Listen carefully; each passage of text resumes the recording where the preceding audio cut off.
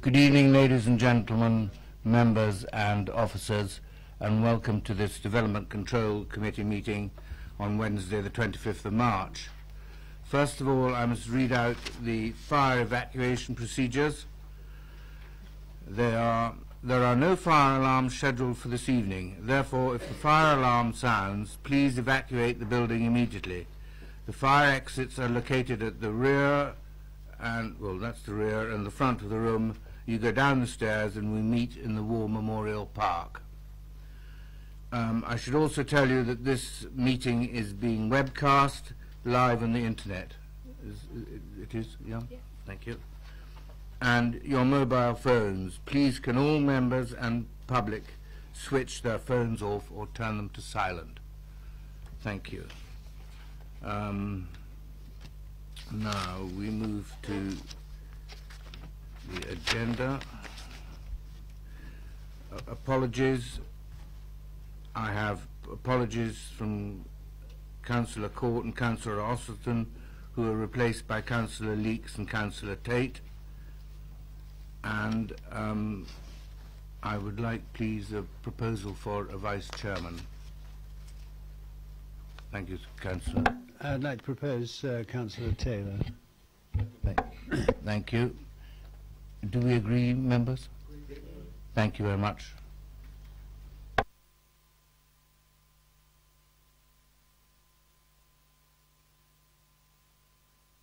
Next, we move to declarations of interest. Has anybody got a declaration of interest? No? Well, I have.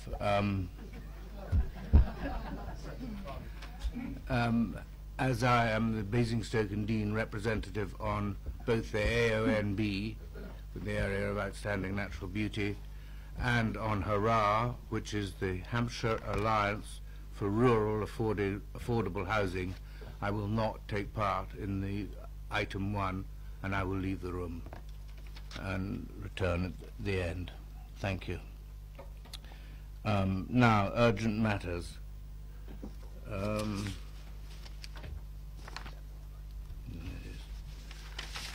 A point of clarification.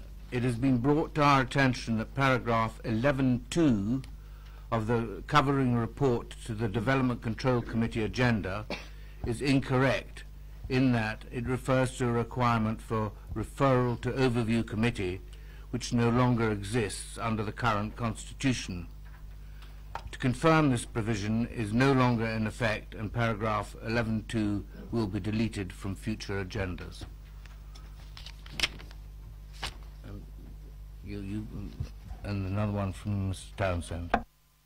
Thank you, Chair. This was just to report to committee the outcome of the latest major residential appeal, which was the appeal for Caesars Way in Whitchurch, which was received on Monday. Members may recall this was an application for 34 dwellings in Whitchurch, refused on 3 principal grounds relating to prematurity ahead of the neighbourhood plan, insufficient reprovision of allotments, and because of the noise associated with adjoining commercial development. Effectively, the outcome was that the inspector allowed the appeal with partial costs awarded against the council.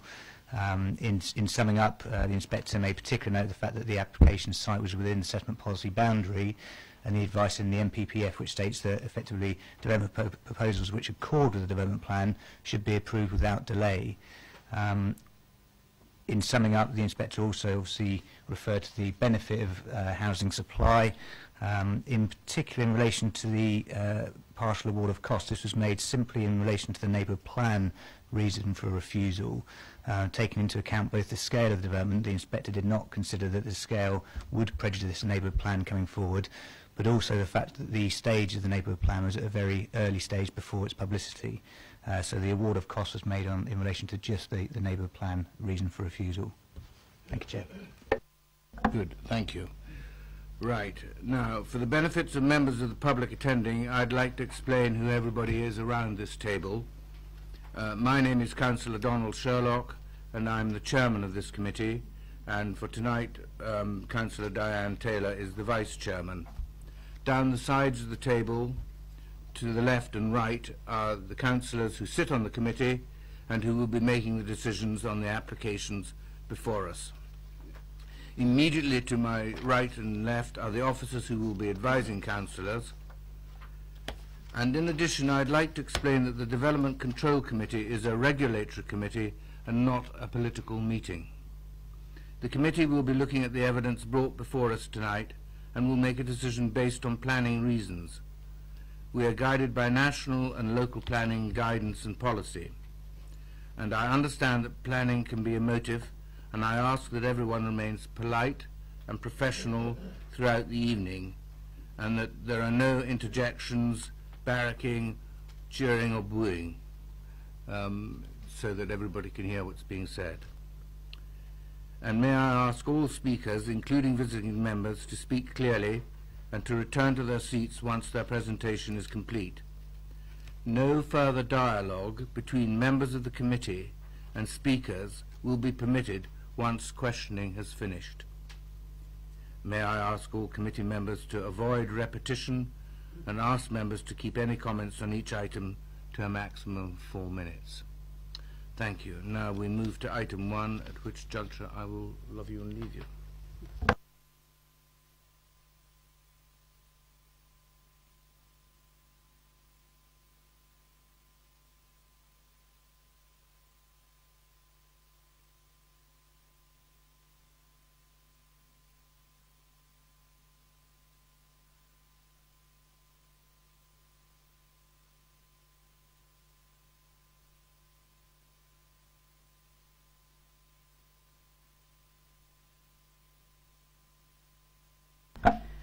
Right, thank you very much. We'll go to the first item on the agenda, which is land at Bellsfield in St Marybourne.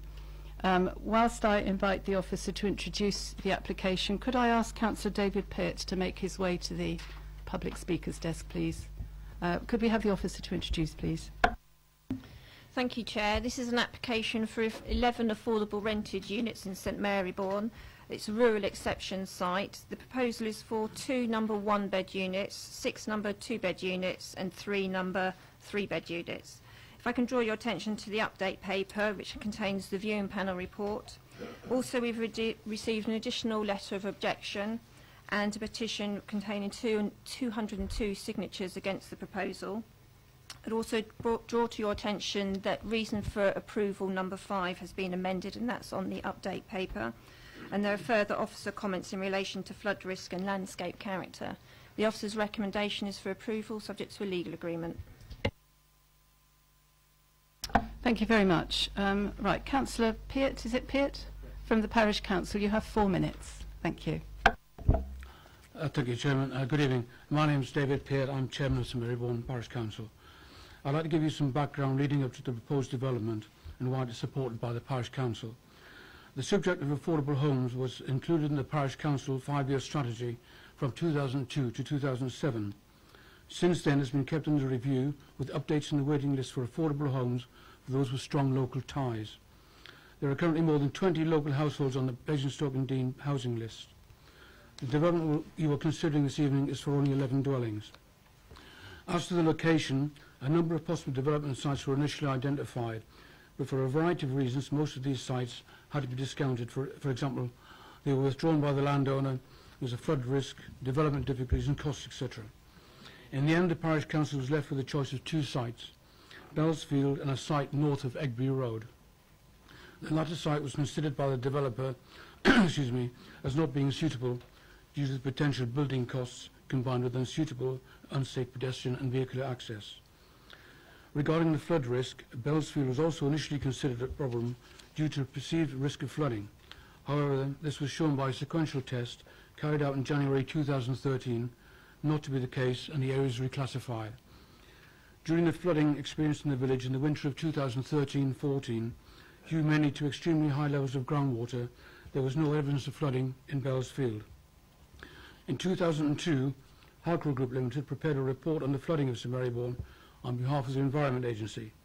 The report described the years 2000 to 2001 as the wettest year able to March on record at that time. Despite this, the flooding did not affect Bellsfield. In addition, according to local knowledge, the site is not flooded in living memory. The Parish Council voted in favour of putting Bellsfield forward as their preferred site for development in April 2012, almost 3 years ago. There are many advantages with this location, such as a level site, easy connection to utilities, etc. But the main advantage of the site is the close proximity to local services. This is within a few minutes' walk of the shop, the village hall, the doctor's surgery, the church, the pub, the recreation ground and the play area. There is also a 15 minutes level walk to the local primary school. Of the services mentioned for the would-be residents of Bellsfield, 5 can be reached by pedestrians without using any highway, and all of the school walk involves only one crossing, with no children or parents having to walk along the highway. The location will also have the added benefit of reducing the number of car journeys that would otherwise be required within the village. In summary, the Parish Council is keen to keep a good social mix in the village and has worked closely with Hyde Housing and the architect on this development to ensure the final design is sympathetic and complements the village and will within a short period of time blend in with the rural village setting, as has been the case with other affordable housing development at Hurst Copse. There are 4 informal social and care networks and family support networks that go back generations and are part of the village history. With the continuing increase in house prices in St Marybourne, these family networks are in danger of disintegrating, as some of the younger members are unable to afford to buy or to pay commercial rents within the village. The crux of the Parish Council involvement is that we are trying to provide affordable homes for rent to local single people and families who would otherwise have to live you have outside half the a village. minute left if you Thank you for your time. No, that's my speed. Thank you very much. Thank you. Thank you, Councillor Peart. Do any members have any questions for the Parish Council? Yes, Councillor Tomlin. Thank you, Chair. Good evening, Mr. Peart. Just a question of clarity, obviously your local knowledge. The bowling green, on our site plan, there's a building adjacent to it. Is that, it's not marked, but is it a clubhouse or a recreation pavilion? There is a bowls club clubhouse next to it. That's right. Between that and the fence. Yeah. Thank you. Any more questions? No? Thank you very much, Councillor Peart. Can I now ask Mr Dowling, please, to come and speak on behalf of the objectors?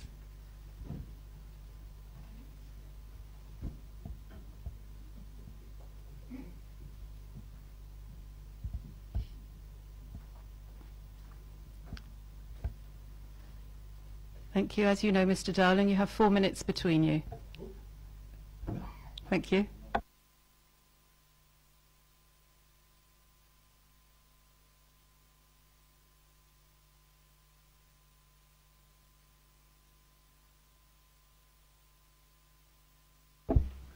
Sorry, before the 4 minutes starts, I've got Mrs Croft here, who's a local resident, as opposed to me, and will be better able to answer any questions that you have after the 4 minutes.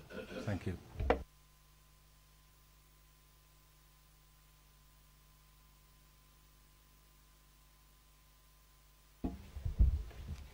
Good evening, Vice Chair, members. This application has seriously divided the local community, and I've been asked by the objectors to speak to members tonight on their behalf as a wholly impartial observer.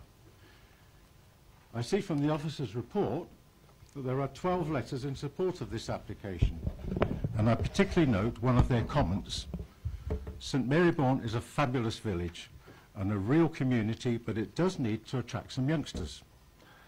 No one, as far as I can see, objects to the principle of some additional affordable housing in the village, notwithstanding that with 40% quota of social housing already, it is over the national average. But the real question is this the best site? And is it the right scale of development? In 1985, when I was your conservation officer, I walked the length of St Marybourne to determine if it was a suitable village for consideration as a conservation area. I too thought it was fabulous and presented a plan to this committee, and members agreed to its formal designation. So for the past 30 years it's been protected against harmful developments. As it states in the St Marybourne Conservation Area Character Appraisal, the local authority has a statutory duty to ensure that its character or appearance should be preserved or enhanced, especially when considering planning applications. And the map accompanying the appraisal shows an important view from Finkley Road, looking east across the application site to the village church. That view would be lost forever. So clearly the development will have an adverse effect on the conservation area. Your own conservation and landscape officers also agree and have raised objections to the scheme. Even the case officer reports that there would be harm, but not enough to outweigh the benefits of meeting future housing need. However, if this was an application for private housing, it would certainly have been refused on grounds of planning, conservation, landscape, urban design, and probably flooding. Not enough harm, that's the case officer's own subjective assessment.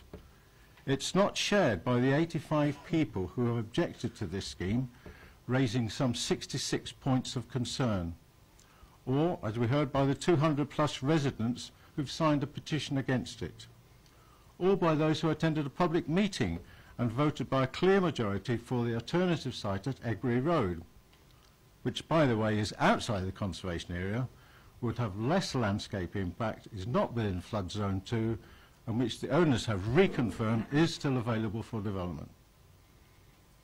This application is for 11 dwellings, yet the Parish Council recently approved the draft neighbourhood plan, now with the borough's planners for comment. It suggests a maximum of 5 or 6 dwellings on any one site, and preferably brownfield sites over greenfield sites. The scale and location of this application makes a complete mockery of that neighbourhood plan, particularly when there's a current planning application on a brownfield site outside the conservation area at Hurstbourne Priors. You have 1 more minute, Thank Mr. you. Dowling. Thank you. At the very least, consideration of this application is surely premature, pending the committee's opportunity to consider the alternative sites and to take a balanced view on which is the least harmful. Well, members can only consider the application before you tonight. Most of the village think it's the wrong site and the wrong scale of development. It would be a carbuncle on the face of this fabulous village. If the applicant feels that acknowledged harm is less than substantial, please let him test that highly subjective view on appeal when an independent planning inspector can take an objective view on the merits or otherwise of this case. Thank you. Thank you very much. Could you switch off? Thank you. Are there any questions for either Mrs. Croft or Mr. Dowling? Councillor Bound first. Yeah, could I just clarify something you said in your presentation? You talked about this houses towards future housing need. Is there not a present housing need of 20, as I understand it?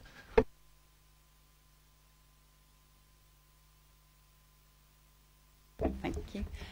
Well, that's what we're told the need is on your council's housing list, is that there is a need for 20 houses. And the feeling in the village is not we shouldn't have housing, that we should have it in the right place. My question was just clarifying. You said, Mr. Dowling said, future housing need. I understand it as being present housing need. That was all. Sorry, I think it was a member of the Parish Council chairman that talked about future housing need. I don't think I mentioned it. You did. Sorry, you did. I wrote it down. Thank you. Are there any other questions? Councillor Potter. Sorry, just on the same theme really, because I'm quoting from the officer's report in the confusion section, but this application is assessed in light of the rising and substantial demonstrated need for affordable housing within the parish of St Marybourne. So that's a current and contemporary statement. So in other words, the suggestion is that this need exists and there's a substantial need for affordable housing currently within the parish. I mean, perhaps this is something we should have asked the chair of the parish council, but either way, Mrs. Croft, would you accept that statement from the officer? Well, I don't know that I'm necessarily qualified to assess it, and as I don't have the material to know that, I don't know how great the need of those people is. All I've ever seen is a list saying that there are 20. If I'm told it's 20, I can't provide any evidence to the contrary, but I'm not in a position to say whether there are that many households currently in need. Sorry, could I just add to that? If there is a need for 20, then clearly we should be trying to meet that need. But according to the draft neighbourhood plan, you should only be looking for 5 or 6 on any one particular site. Thank you very much. I think we've confirmed that there is an established need for 20. Are there any more questions? No? Thank you very much. Could I ask the applicant, Mark Pettit and Sarah Allen, please, to come forward?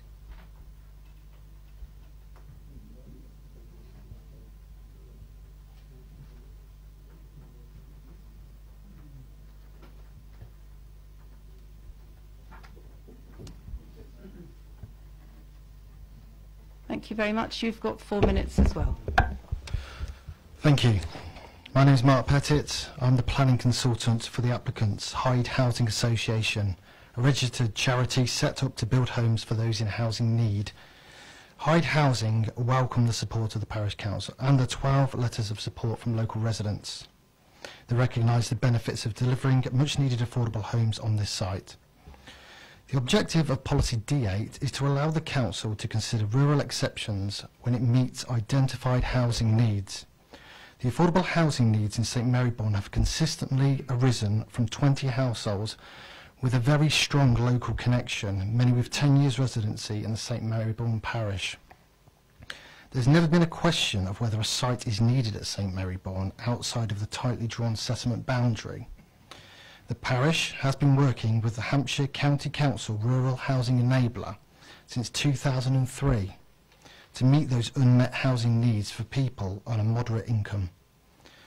After much deliberation and discussion with residents and landowners from 2009 to 2012, the Parish Council eventually selected the Bowsfield site for a rural exception scheme.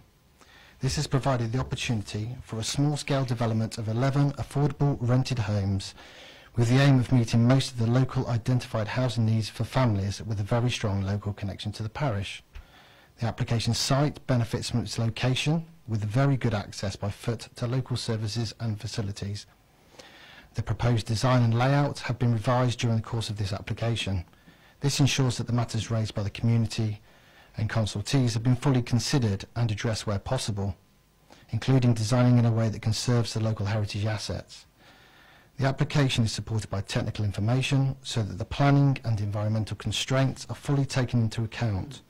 This has included a flood risk assessment and sequential test to provide a mitigation scheme to address the risk of flooding from all sources, a landscape and visual impact assessment to appraise the impact on the AONB, a transport statement to ensure safe access, and an ecological survey to deliver biodiversity enhancements. We ask the committee to support the Parish Council and local people in urgent need of affordable housing by approving this application in accordance with the officer's recommendation. I will now pass you to Sarah Allen of Hyde Housing Association. You've got just over 1.5 minutes. Good evening. I'm Sarah Allen and I work on behalf of Hyde Housing, dealing with land and planning matters for the group. We're a registered charity and we work within Hampshire to provide currently 3,500 affordable homes to people in housing needs. We've been working for the last 10 years with the Hampshire Alliance for Rural Affordable Housing, and this year celebrate that 10 years anniversary and have produced over 300 homes during those 10 years for people with very strong local parish connections who need to remain in their local communities. We have been involved as a group with the parish since 2008 in seeking to identify a suitable site on which to build, and have worked very closely with the local parish in determining the most appropriate site was Bellsfield. We've worked closely with Fowler's Architects to bring forward a design for 11 homes. As a chart surveyor and as a registered valuer, I've looked at the average house prices in St Maryborn, which presently stand at £360,486, as according to Zoopla prices yesterday on the internet, and an average private rental of £823 per calendar month. This is obviously a highly desirable village where very, very many people with really strong local connection cannot obtain housing because they would need an income of £120,000. We commend this application to you to bring forward very much needed family homes for those in need. Thank you. Thank you very much indeed. Could you switch your microphone off, please? Thank you. Are there any questions? Councillor Godison. Thank you, Chair. Could I just ask you, did you at any stage consider the alternative site which has been mentioned? Indeed, Hyde looked in conjunction with the Rural Housing Enabler since 2008. 10 different sites were considered, including the other site that's been mentioned several times, including by the chair of the parish council. That site was ruled out by way of highways matters and other technical matters as being the most appropriate. So the gentleman whose post I'm covering, he and the parish at that juncture back in 2012 decided in conjunction with the parish and a vote on which site out of the 10 that were narrowed down to 4 that were then narrowed down to 2, I believe from the sort of the historic timeline, that was then how Bellsfield became the nominated site that then we've worked through this planning application to bring before you tonight. Thank you very much. Councillor Potter. Thank you, Chair. Good evening. You've mentioned, obviously, in your contribution about the average house price in St Marybourne and the average rental figures for rented property. I'm not sure it's a planning matter per se, but in terms of these are level and affordable rented units, I mean, are you talking about 80% of market rent as the average rent for these? For sure. The policy that we're governed by nationally is that viewpoint of 80% of market value. However, that also is capped by whatever the local housing allowance that covers the whole of Basingstoke and Deane. Whichever is the lower figure is that housing management advisors that will be brought forward.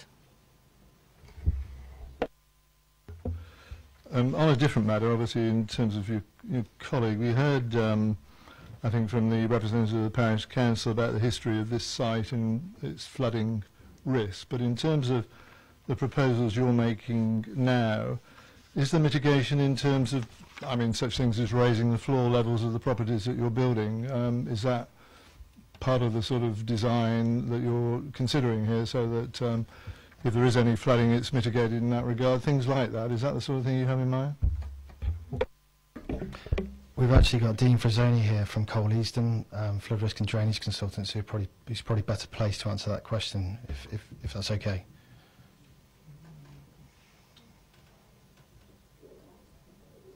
Yes, as he came to the table at first. Yes, do come.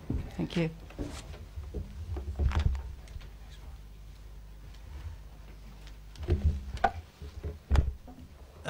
In response to your question, the site is actually located outside of high-risk flood zone 3, according to the Environment Agency map, flood map.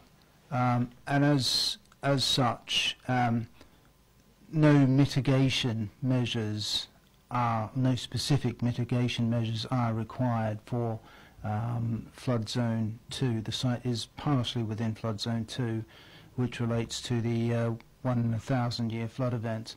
Under the NPPF, we're only required to mitigate for flood events up to the 1 in 100 year plus 20% climate change events.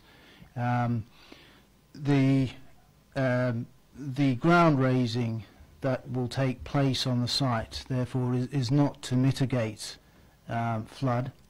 It is to assist with the surface water drainage of the development, which will be reliant upon infiltration drainage in the way of soakaways and permeable pavement. It's a requirement of the Environment Agency that we try and maintain a 1 metre buffer between the base of any infiltration device and the groundwater table. And the groundwater table has been established at the site via trial pitting. And in order to maintain that that buffer, ground raising of 400 millimetres, rather 400 millimetres at the site is required. Thank you. Could you switch your microphone off? Any other questions? Councillor Godison. Sorry, could I just ask you I seem to recollect when we went on the viewing panel that a portion of that field was within flood zone 3. Did I get that wrong? I picked up the idea that somebody was saying that a small part of the field was in the flood zone 3. Thank you. It's actually all within flood zone 2. Yeah, and the Environment Agency agreed with our assessment. Thank you very much. Are there any other questions for the applicant? No? Oh, Councillor Tate. Thank you, Chair.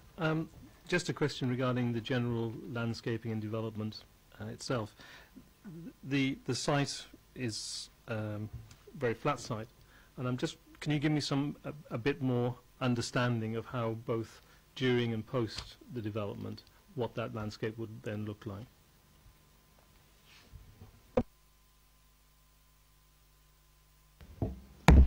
In terms of the landscaping, there'll be clearly a very great detail brought forward for landscaping. I know that the architects have sent in design proposals already.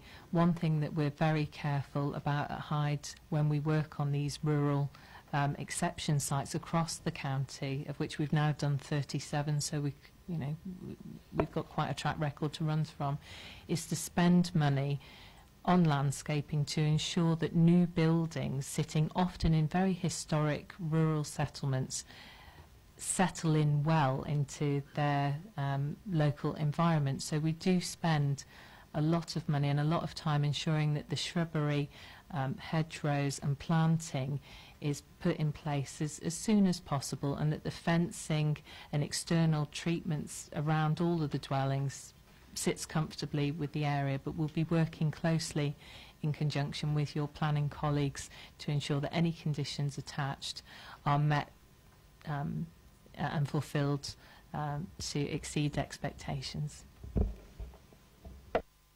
Thank you very much. Councillor Tucker. Thank you. Sorry, I should know the answer to this, but what's the finish of the houses proposed? Is it brick or is it washed? There's been much discussion as to how the external finish should be. Some of the houses will have brick finish, and some will have small amounts of rendering in line with placing it within its setting of diverse finishes, but in keeping with the respective materials that you would find around the village. Thank you very much. Any more questions? No? Thank you very much indeed. Can I ask the ward councillor, Councillor Faulkner, finally to come, please? And as always, you have 4 minutes as well.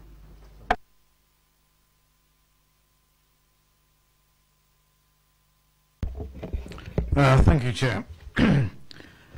Right, yes, the Parish Council voted in favour of Bellsfield 4 years ago, somewhat before the Localism Act and the NPPF. And I first became involved in February 2014, and since then I have found Bellsfield has aroused strong opinions, although everybody I've spoken to recognises the need for affordable housing in St Mary Bourne. I'd like to take the opportunity to thank the officer, Brian Conlon, for going beyond the call of duty in meeting very many people from both sides, and also for rejecting the original application, which was clearly unsuitable for many reasons. I just want to point out just a few observations for the committee. The site is outside of the settlement policy boundary, and it is in a conservation area, and there appear to be significant outstanding concerns in the 94-page report from BDBC's Transport, Urban Design and the Conservation Officer. Now, should you choose to approve this application, I would raise the concern of what precedent does this set and what does it do for the emerging neighbourhood plan of St Mary Bourne, which after this will limit further development to 6 houses. i.e. will there be pressure for more rural exception sites, and will private developers be alerted to the fact that given the state of the emerging local plan and the emerging neighbourhood plan, they have a window of opportunity for development in contradiction to the emerging neighbourhood plan. Having said that, this month we have seen Eric Pickle's ministry uphold a refusal by Rother District Council in Sussex for an 18-house development. Yet last month he directly intervened in Buckinghamshire to overturn an approval by the council. In both cases, the emerging neighbourhood plans were cited as the reason for the intervention. My point is that the MPPF guidance and the state of localism seem to enable any decision to be justified, and it gives you, the committee, a confused guidance. And finally, I would make the point that should you choose to approve this application, then I would suggest that the numerous conditions which appear throughout the 94-page report are attached to the approval. Thank you. Thank you very much. Are there any questions for Councillor Faulkner? No? Thank you. Thank you very much. Questions to officers next. No questions? I'd just like to ask one then. We've had two cases cited by Councillor Faulkner, one where the neighbourhood plan was a reason for dismissal and one where it was a reason for allowing. Do you have any more information on those? Presumably it must have been the state of the neighbourhood plan.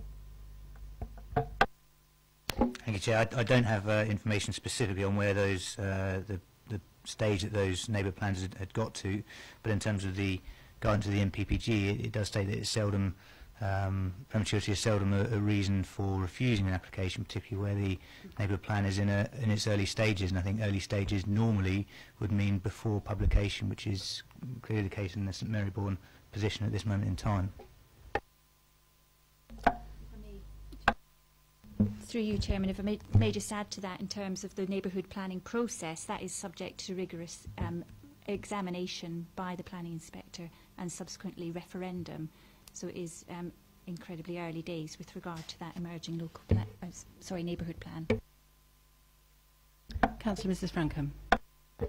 Thank you. I know the members of the committee will know, but just to be absolutely sure, can the officer confirm that although they're saying there was other sites and other sites could have been, people feel were probably more apt, we are unable to take that into account? That's not a planning matter. The application before you tonight is for the Bellsfield site, so that's all that's for consideration tonight. Thank you. Councillor Tate. Thank you.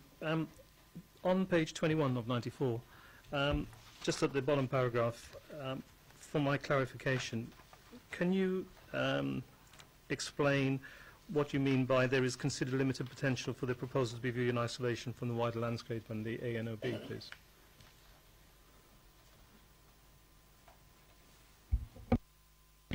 I think in that instance there, it's basically you see the site against the backdrop of St Marybourne and it's quite contained where it sits, so you read it as you have the properties behind, there's also properties to the west of the site as well. And in terms of, you've got the bowling green and the structures that are there, so it sits well within the existing built form that you've got in that area. So therefore, in terms of its impact on the wider AOB, it's limited because you read it as part of the existing village envelope. Thank you. Any more questions for officers before we move into discussion? No? Discussion then, please. Anybody want to start? Councillor Potter.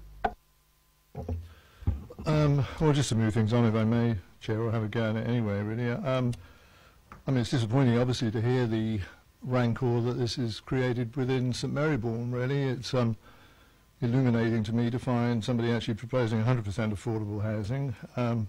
It's usually a problem to get people to recognise 40%, isn't it? But so on that basis, I got quite excited when I saw it, really. But I've read in detail the officer's report.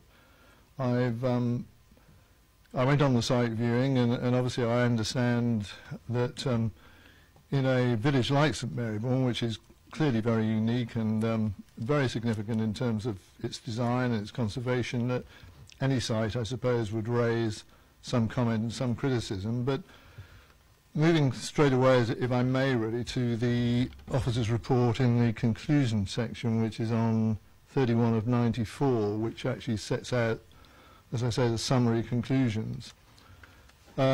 Just the highlighted areas, if I may, really, because this application is assessed in light of the rising and substantial demonstrated need for affordable housing, and I think we've settled on the fact that there is a 20-unit demand there. And so obviously this 11 goes some way to meet that, and I'm attracted by the fact that some of these units are actually going to be bungalows, and I imagine some movement of local residents in that regard could take place. Those that are in need of bungalow type, bungalow accommodation would then free up other properties, and all of that I think is good in terms of the demographics of the village.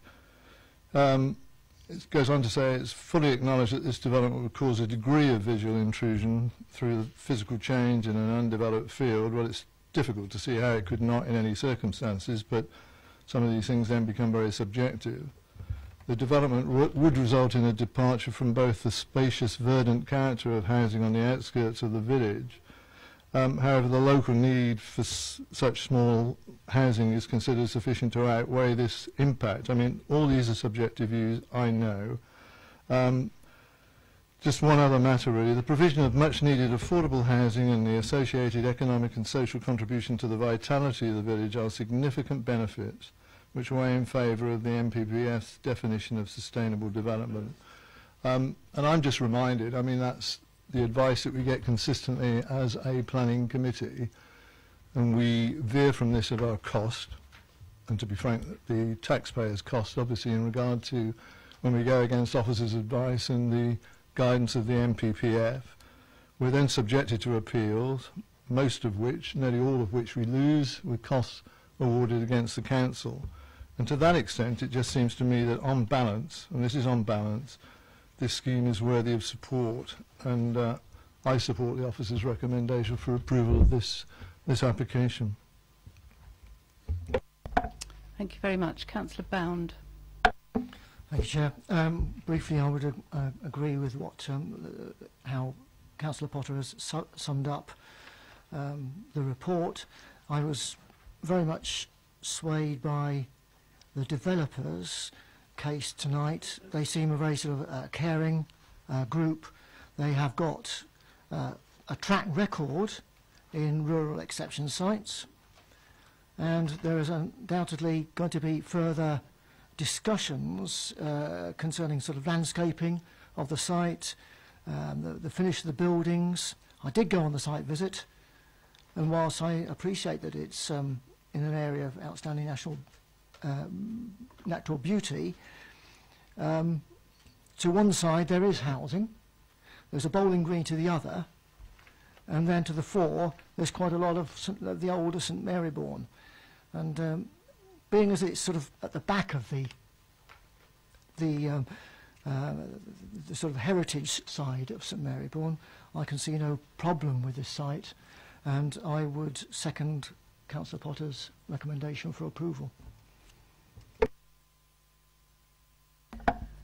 Any other comments?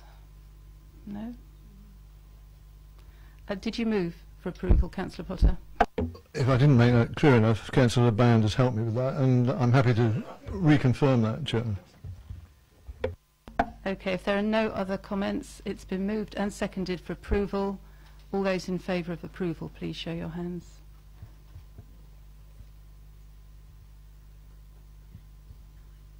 Thank you very much. That's moved.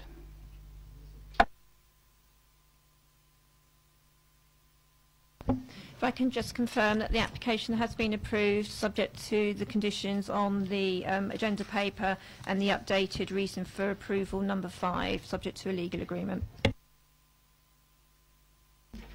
Thank you very much. Brief interlude while we await the Chairman to return.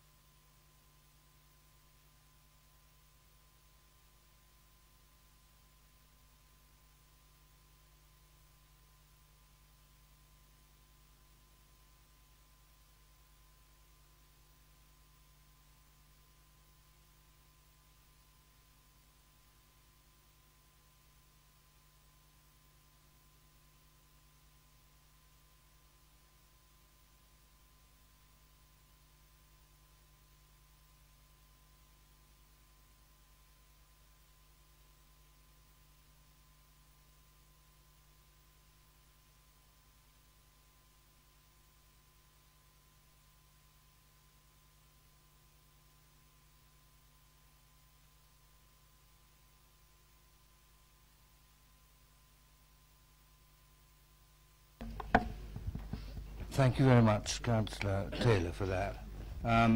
Now, we forgot to do the minutes of the meeting held on the 25th of February, and so members, can I sign them? Agreed. Thank you. Right, we move to item number 2 now. Longholm West Heath, and the officer presenting is Sue Tarvett. Thank you, Chair. This was an application for a dwelling that was considered at committee in November last year. The officer's recommendation was for approval, but the Development Control Committee resolved to approve the application, subject to the completion of a legal agreement, also publicity requirements which were needed because it was a departure from the plan, and it was subject to no new material objections being made. The paper's back before you because there's been we've had some objections which are reported on the agenda. Also, there's been a change to the need for a legal agreement, and the application has been rescoped. If I can just draw your attention, we've had one further letter of objection, which is on the update paper, and 5 letters raising no objection. In addition, on the update paper, it refers to the highway officer having confirmed that the plans that have been submitted since November now show adequate parking for vehicles and cycle storage, and therefore the condition, rather than it not be required as the update paper indicates, the condition just needs to be amended so that it refers to those details and that it ensures that the development is built in accordance with those details. As I've mentioned, that since November last year there's been a change in terms of whether we can seek contributions on a new dwelling in the countryside in this location. The application has been rescoped and there's no requirement for any Section 106 contributions.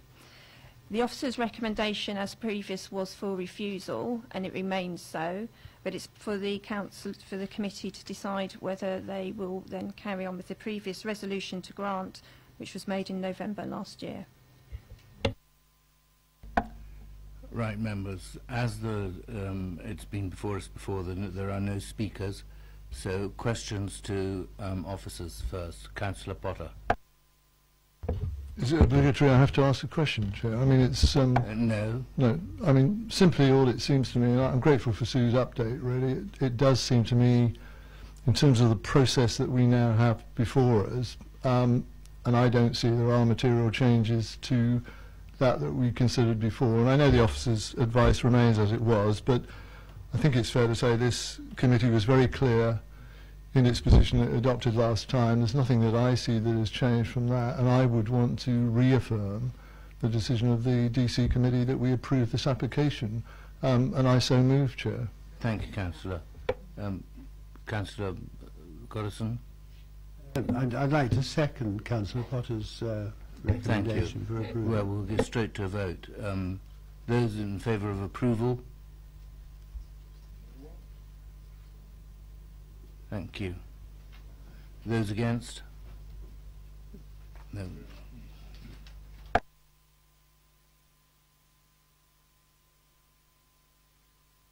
Yes, would you confirm, please, Sue? Thank you.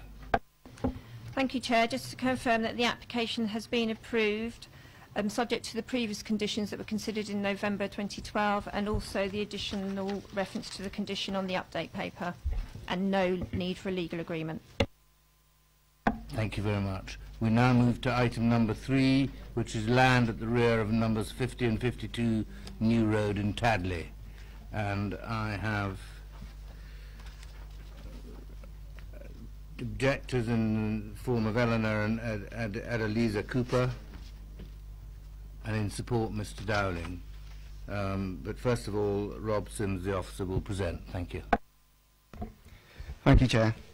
So the application is at the land to the rear of 50 and 52 New Road in Tadley. The proposal is an outline application for the erection of 1 4-bed house and a garage, 1 5-bed house and a double garage, and a pair of semi-detached 2-bed houses. The matters for consideration under this application are access, layout and scale, with appearance and landscaping would be a subject to another application under reserved matters application. The application is recommended for refusal. The updates, there's no updates as such apart from the update from the viewing panel in which members were shown the site. Thank you for that. Right, Eleanor and Adeliza Cooper, please.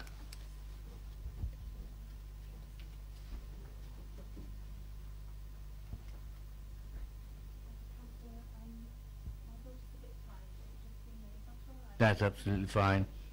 You will have 4 minutes, and I'll give you a minute's warning of the end. Thanks.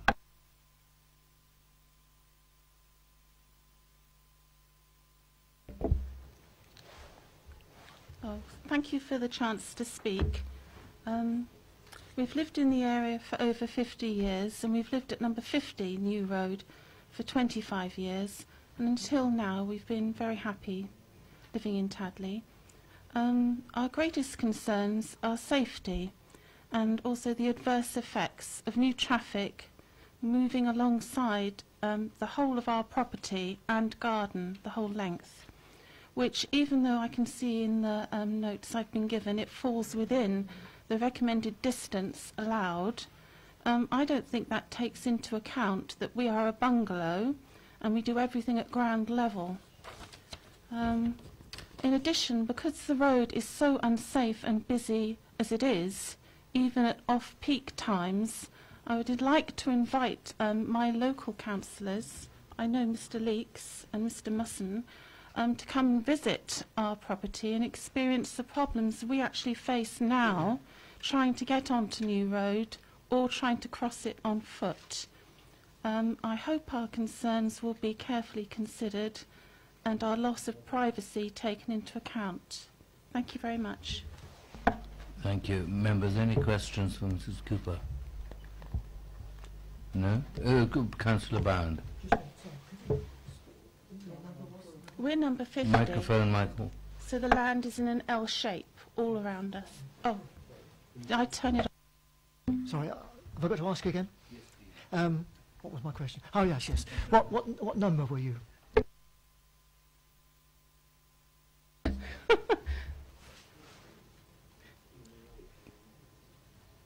Councillor Potter. Hello, Mr Cooper. Can I just check? I mean, I understand obviously the point you're making about your need for privacy, particularly with the new access road going in alongside your property. Is it something that you think could be compensated by a relatively high fence? I mean, something of 6 foot height would presumably, especially as you're in a bungalow, give you the sort of privacy you're looking for. And if that was on the rear boundaries, well, I guess that would satisfy some of your concerns, would it? I think I'm hoping that the road would be moved more that way so we don't have such a close proximity to traffic, and I'm presuming the houses that are suggested, sort of 5-bedroom and 4-bedroom big houses, will have quite a lot of cars per household. So to my mind, if the road was moved more over to the owner's property, that would help as well. There's a hedge or fence. Any more questions, members? Thank you very much. Now, Mr Dowling, please.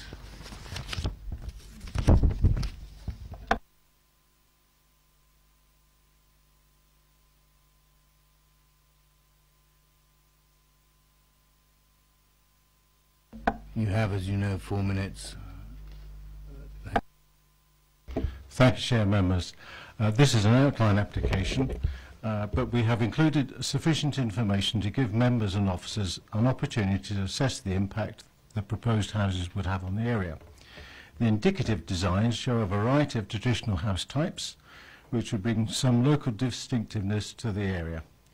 Houses 1 and 2 are a pair of semi-detached, very small semi-detached 2-bed, 1.5 story houses, and these are the ones that are immediately behind number 50. Houses 3 and 4 are both detached. I see that the 2 letters of rejection, the officer responds to them, states that the matters raised can be covered by conditions. We've heard from the owner of number 50, and I would agree that a condition, should members be minded to approve, a condition requiring a 1.8 metre high fence down the eastern side of the axis and round the back of number 50 would ensure the privacy of that house. The access road is 4.5 metres wide, there's a requirement for, I think, a minimum of 4.1 metres, so the 4.5 metres gives us an opportunity to have the fence, have a bit of hedgerow before you get to the carriageway.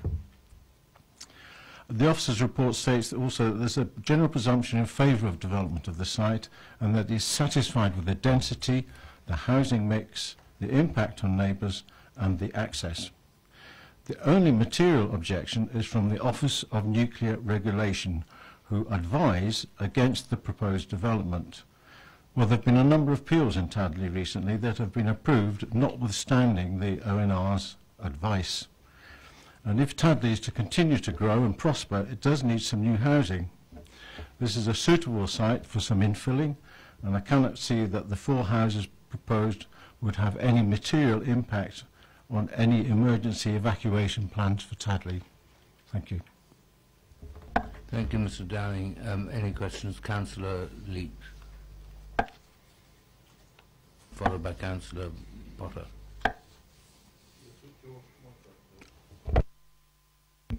Thank you. My question, one of my questions is, with 4 developments, it's going to produce 8 wheelie bins and 4 glass crates. New road at the moment on a Wednesday, for those in wheelchairs and those with pushchairs and etc., sometimes become a bit of a no-go area because of the amount of wheelie bins left out on the road, and that does create just one little problem. Is there anywhere that they can be kept off of New Road footpath as opposed to where they could end up 8 wheelie bins, 8 wheelie bins and 4 crates down the road? Thank you. I don't live in Tadley, so please correct me. Do you have 2 bins emptied every week? 4 one week, 8 the next week. Oh. Right. Well, you do better than we do in Norfolk. It's an outline application and we haven't actually identified a specific area, but there is an area off of the public highway that you could allocate for the wheelie bins for the 4 houses and for number 52 so that they're not obstructing the footpath. I correct myself, that'll be 10 wheelie bins and 5 crates if you can count the one next door. Councillor Potter. Thank you, Chair. Hello, Mr. Downing. I'm pleased to hear what you said, obviously, in terms of this having the status of an outline application and what might be a condition that could attach to the screen fencing to protect number 50. In regard to the comments that you heard about the actual siting of the access road being slightly further away from number 15 than it's currently shown, and I guess the applicant is the one who lives at 52, so the land is in his ownership anyway. I mean, is that something that could be given some consideration? We're only talking about marginal adjustments, I guess, but is that something, again, that you can look at in the more detailed application?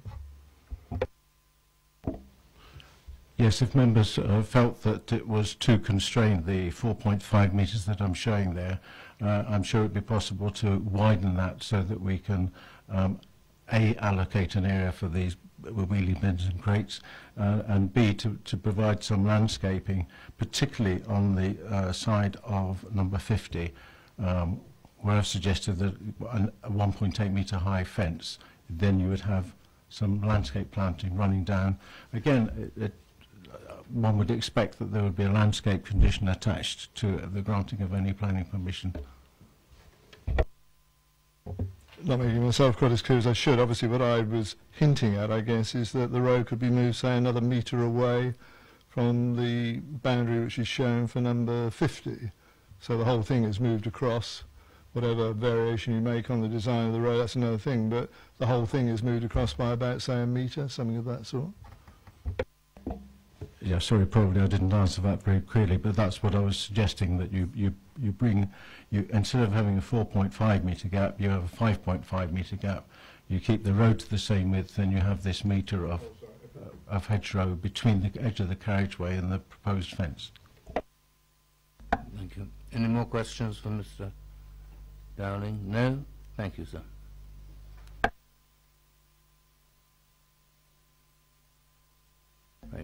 questions to officers?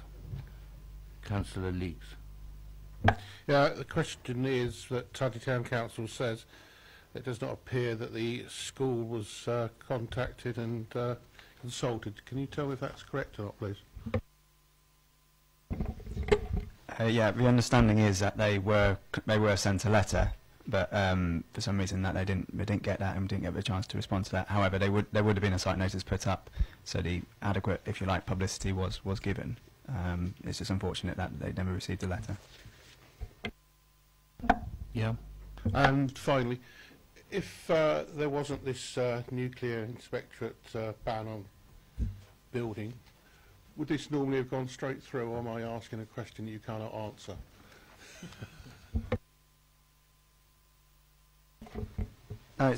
Yeah, it's a bit of a different question, obviously, but the rest of the report confirms that the rest of the matters are acceptable, but apart from this objection from O&R, so yeah.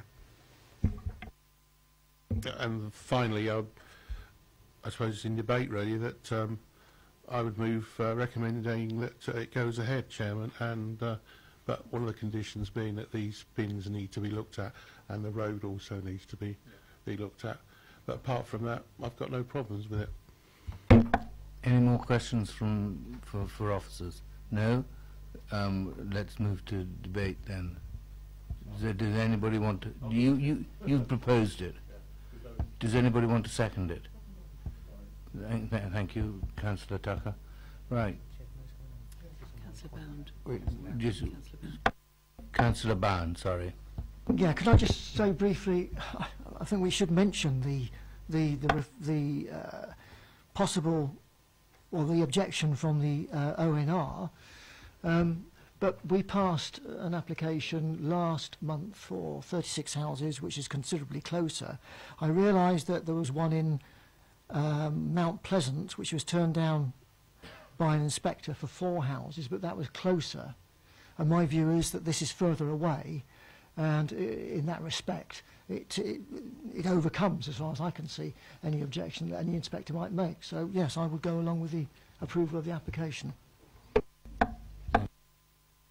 Councillor Tomlin. Sorry, Chair, I'm probably going to do that, but can we just run through these conditions before we take the vote, that it is possible to put the bins, the fencing and the widening of the access route? Yes, we will do, Mr. Townsend. Thank you. Thank you, Chair. Just very briefly, in picking up on the salient point that Councillor Bound made, I think on the issue of the ONR, I think I'm understanding the position that the committee may be taking on this is that it's not ignoring the advice of the ONR that there is a risk. It's simply saying that the balance in favour of the application outweighs that risk. So the risk is understood, but simply that's potentially the way a reason for approval could be framed. Just on the issue of the access, I think the only procedural, if you like, problem that you'd have is that effectively the red line is drawn tightly on either side of that access point. So if the proposer was to accept the application, provided that access moved 1 metre or however far across, that would effectively amend the red line, which would normally be subject to a re-notification sort of process. That's not beyond sort of reason in terms of working out a resolution to secure that, but it would need to go through that process of reconsultation, and I would suggest that the resolution, if that was what committee voted for, would be to say effectively that permission was granted subject to amended plans being received to move the access and address the issues of boundary treatments and bin storage, for that to be re-notified with no new material objections being received, otherwise it would come back to committee, and for those amendments to be agreed with the local ward members. All satisfied with that? Right, shall we go to vote? Those in favour of approval? Thank you. That's carried. Rob, would you... So with the recommendation to approve, we've got a list of conditions. There's 15 of them recommended, so just bear with me. First one, the plans in accordance with the plan submitted. Time limit of 3 years. Application of reserved matters being submitted within 3 years. approval of the details of scale, external appearance and landscaping, which are the matters to be which are reserved. Details of a scheme of landscaping, details of screen walls, fencing and hedgings, which obviously include the fencing to around number 50, etc. Details of construction method statement, details of the method of construction of the means of access, details of a refuse collection point, which we covered, which is a point we've asked for. Full details of habitat creation scheme addressing the biodiversity, a desktop contamination report, and following on from that, a remediation scheme.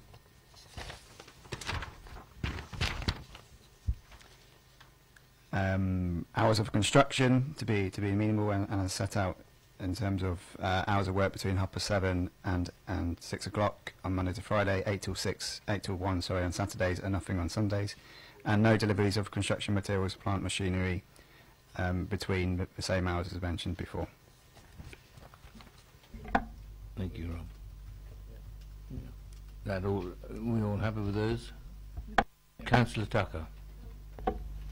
When he mentioned at the beginning, sorry, the plans as they were submitted, we've already gone through the fact that we actually want them changed, don't we? So, cross purposes. Sorry, yes. So we would exclude the rest of those plans which are in debate. So the block plan. So the approved plans will refer to the elevations, and the rest of them that were drawn up to consider the matters of scale and layout. Councillor Leeks. Would it come under a condition about wheel washing of lorries coming out, and also no more fires? Or would that be dealt with by environmental services? So that will be covered under construction method statement.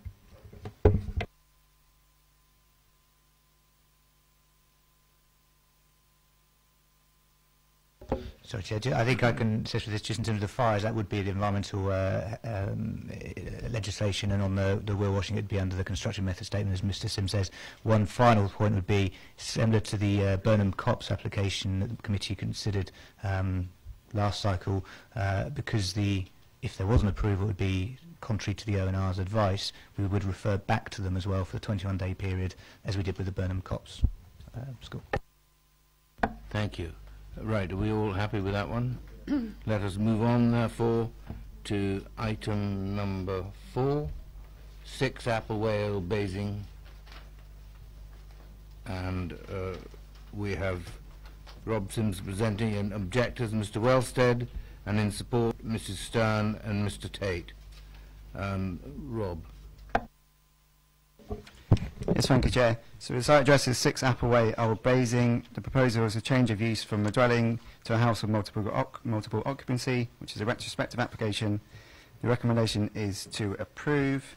In terms of the updates, so in addition to the report of the viewing, on the 24th of March, the applicant submitted an amended parking plan which demonstrates that the required provision of 4 off-street vehicle parking spaces has been demonstrated. Thank you. I understand there's an additional objector, Mr Hetherington. Great. And Mr Wellstead. You have 4 minutes between the two of you. Before I start. This one here? Okay, good. Okay. Thank you very much for your time this evening. 4 minutes, 4 points, of which I'm going to cover 2, and Steve, fellow resident, is going to cover the other 2. I'll start with reasons for approval document that was sent to us by the planning manager. Point number 4, and I quote, "The proposed development would not result in any adverse impacts on neighbouring amenity or character." In this case, we already know that it has had impact because it's a retrospective planning application.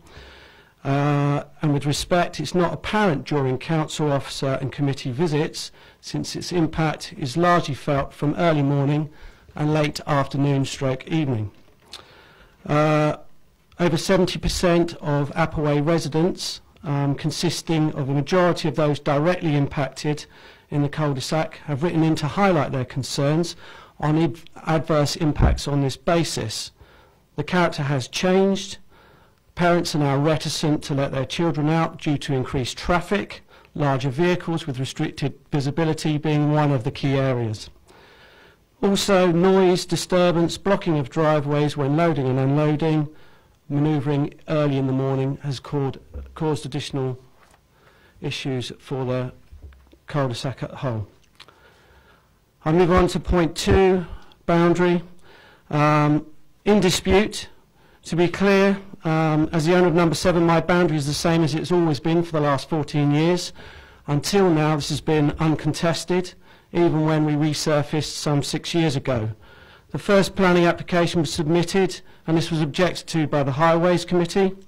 Several different views made of what the boundary line should be, none of which show an agreed legal position. Interesting to note that one of the submitted plans shows the garage of number 7 to be on the left, when in fact it's on the right, so I question the validity.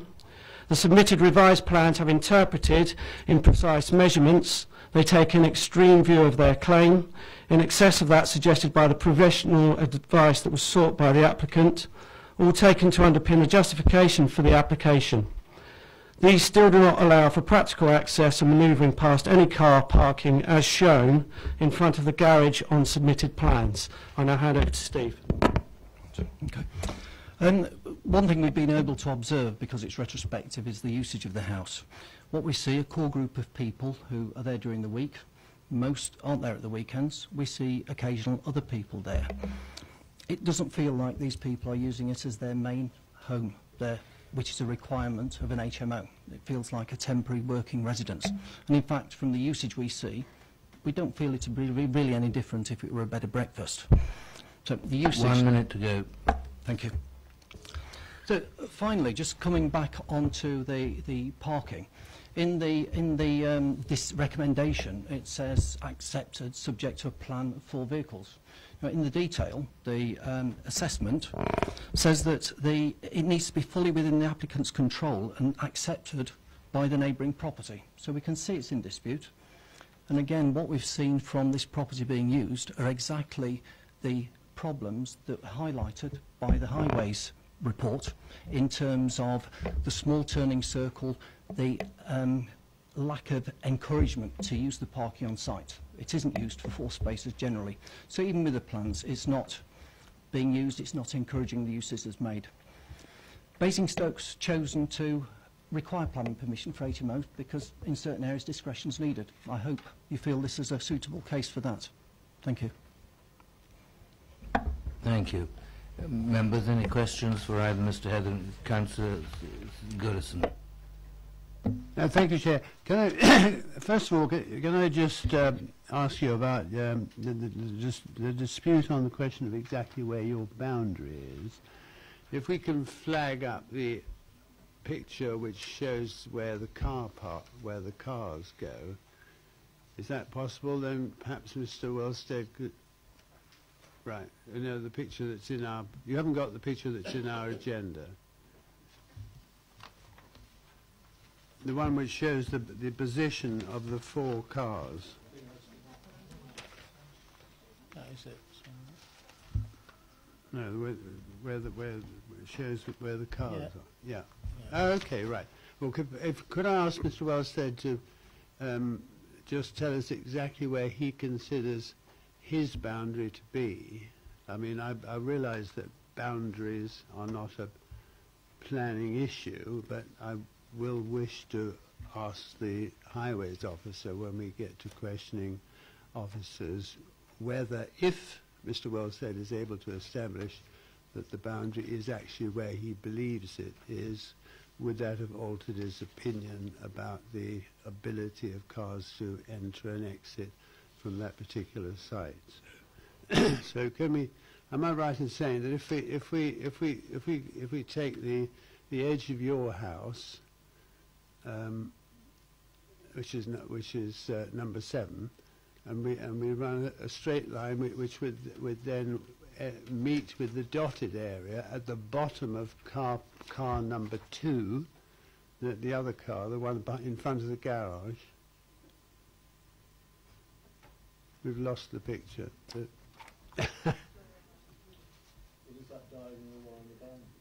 Yeah, okay, great. It's so the question, am I right in assuming, Mr. Wellstead, that what's been is that now shown there is where you believe your boundary to be? It's fair, and I think probably a better representation would be to see the photo previously with the silver Yeah, line on the driveway. yeah. That effectively is our driveway, and that is the line that has always been there since we've lived there. We've lived there 14 years. So as far as I'm concerned, that's the boundary line. No, quite. I mean, when the time comes, I will wish to ask the highways officer whether, if you are able to prove to the satisfaction of everybody concerned that that really is your boundary, that whether that would alter his opinion about whether cars can drive in and out of that area, because in my view, that you know, it would not be possible to exit in and out of that area. There's certainly no ability to have a turning circle in there. But anyway, right. You mentioned something about vans loading and unloading. Could you elaborate on that? What exactly do you mean by these vans loading and unloading? Sorry. Thank you. It's a common problem. You know, we have a propensity of large vehicles there that are not automobiles at the end of the day, and they're being loaded and unloaded at the beginning and the end of the day, with various implements, tools, equipment, etc., shepherded between one another, and that's an inherent problem. Steve, do you want to expand upon that in any way? Well, it's loading and unloading from the garage between the vans, and that includes at those periods blocking of people's drives to sort of go out to work and come back again. So there's a regular inconvenience at the top there from that traffic. Thank you. One final supplementary question. So you are of the view that what is going on there could be defined as a commercial activity? Being of the view, yes, absolutely.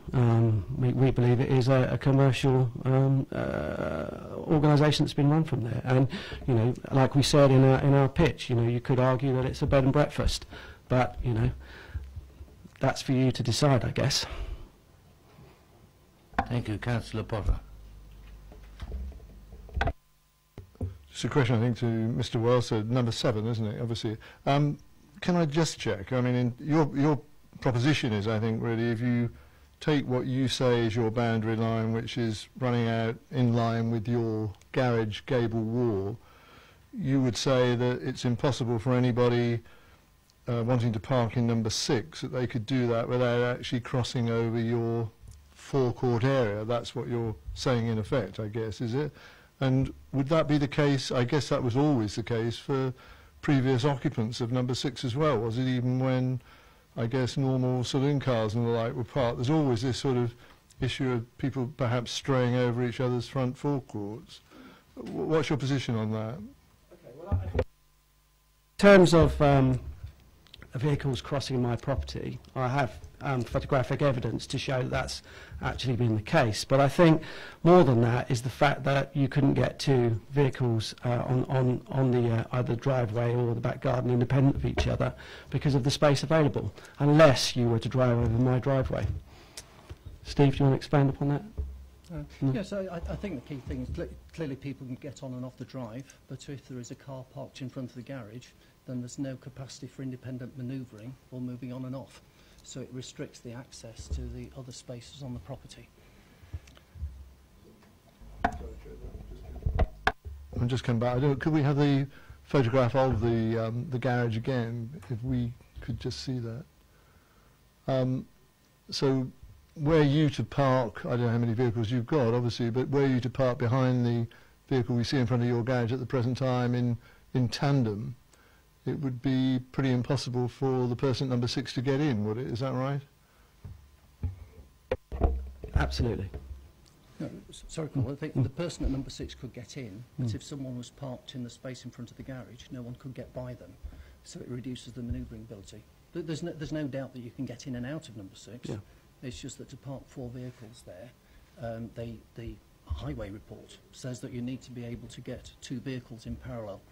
So that's the question that arises with a boundary, I think. Can I just come back? I mean, it's the history of this, really, isn't it, in a sense? I mean, I've always been aware, I think, in these type of really reasonably high density type developments, and especially when you get into the sort of corner shaping of cul-de-sacs, there's always this sort of possible conflict between the drives and people getting in and out of their own garages, etc., where the two properties adjoin each other. There's normally, dare I say, a bit of give and take, really, you know, people cooperating with each other, so that can work. Historically, I guess that would have been the case, would it, in terms of your previous neighbours? I don't know the history of that property, but that would have always worked, I guess, in that way, would it?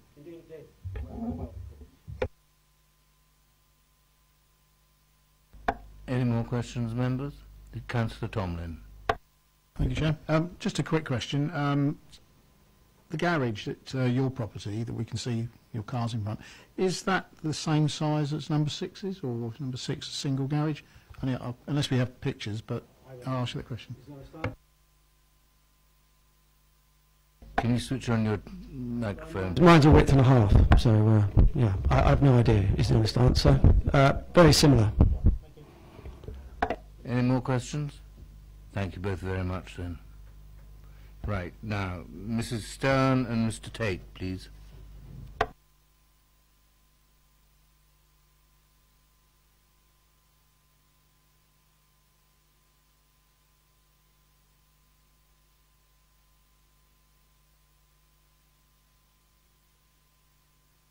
You will have 4 minutes between you, and I will give you a minute's notice at the end.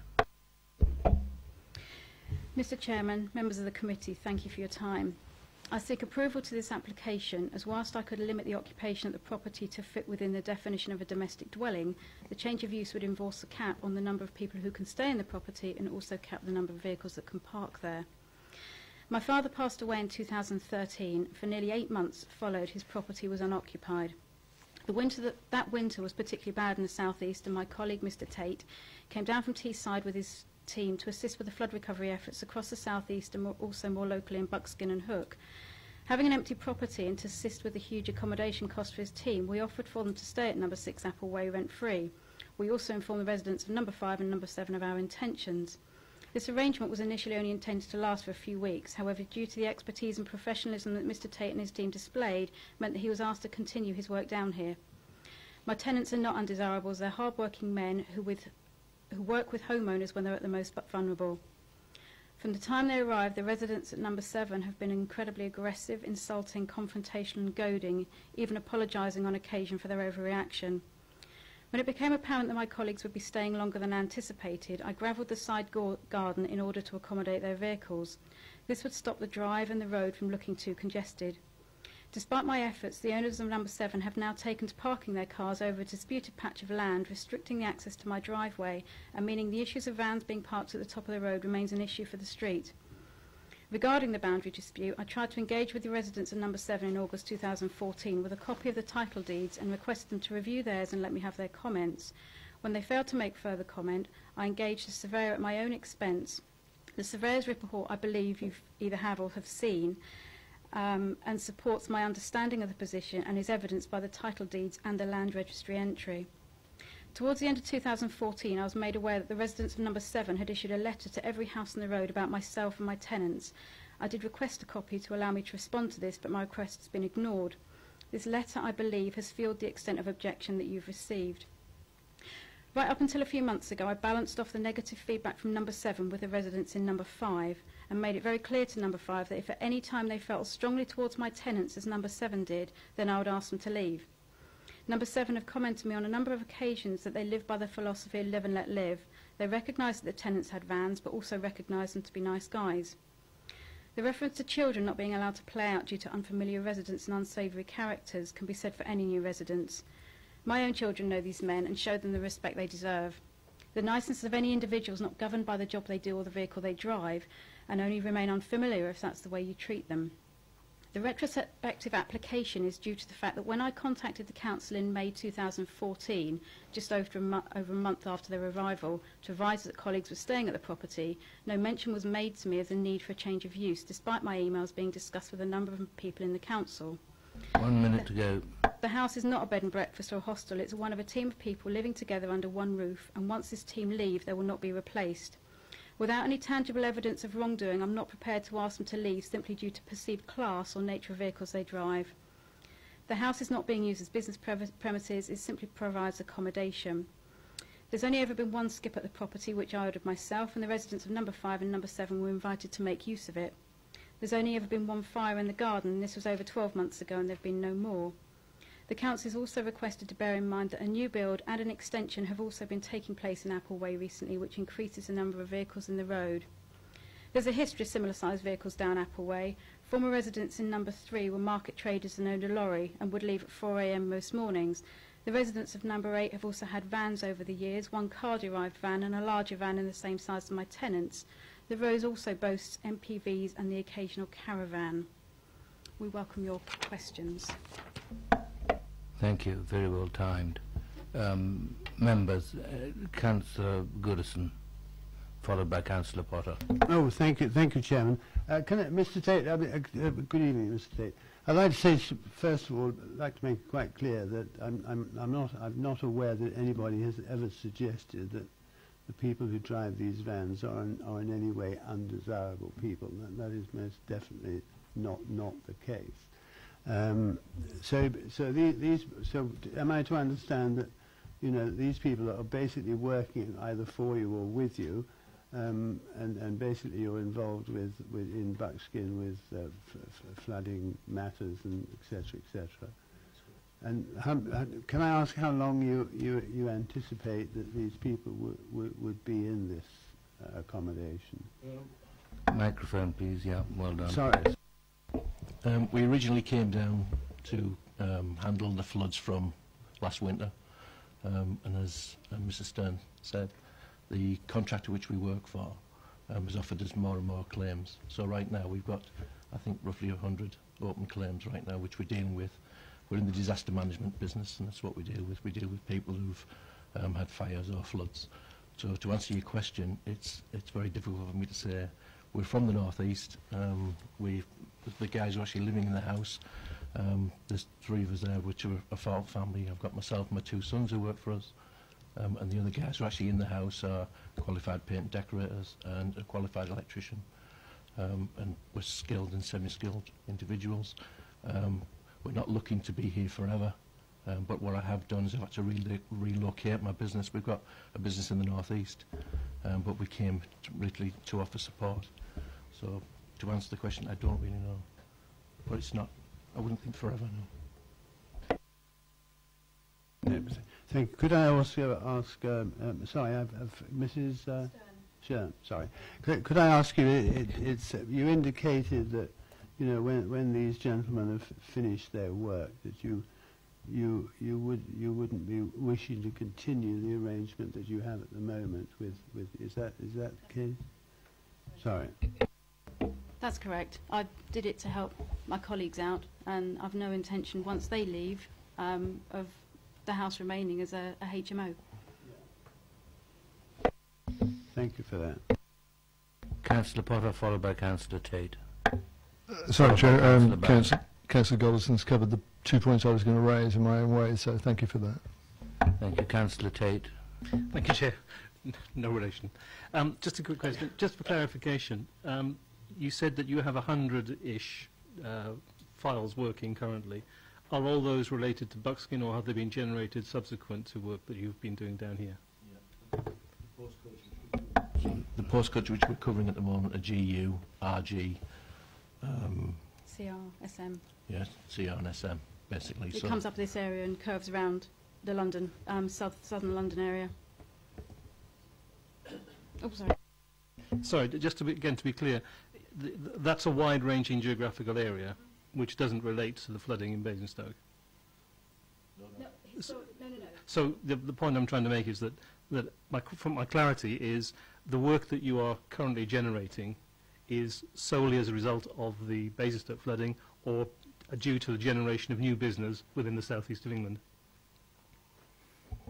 Yeah, basically, the client that brought us in originally is a company called Disaster Care, and they have continued to feed us work as a result of the success, basically, which we've had with the original water damage. Yeah. Councillor Bound. Thank you, Mrs Stern.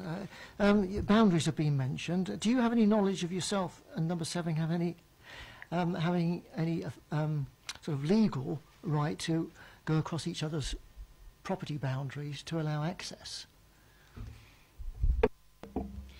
The documentation I've got is quite clear, and the edging that Mr Wellstead refers to was never actually in place, and I've got photographic evidence to prove that, and I've got photographs to show the angle in which cars used to approach the driveway. So it's always been the way that, well, I've always understood it to be the drive comes up at an angle, and all the documentation I have to show that, and there's never been a problem in terms of that's my land, that's your land. We've never had this until now. And sorry, do you mind if I make a further point? Sorry, Chair. Sorry.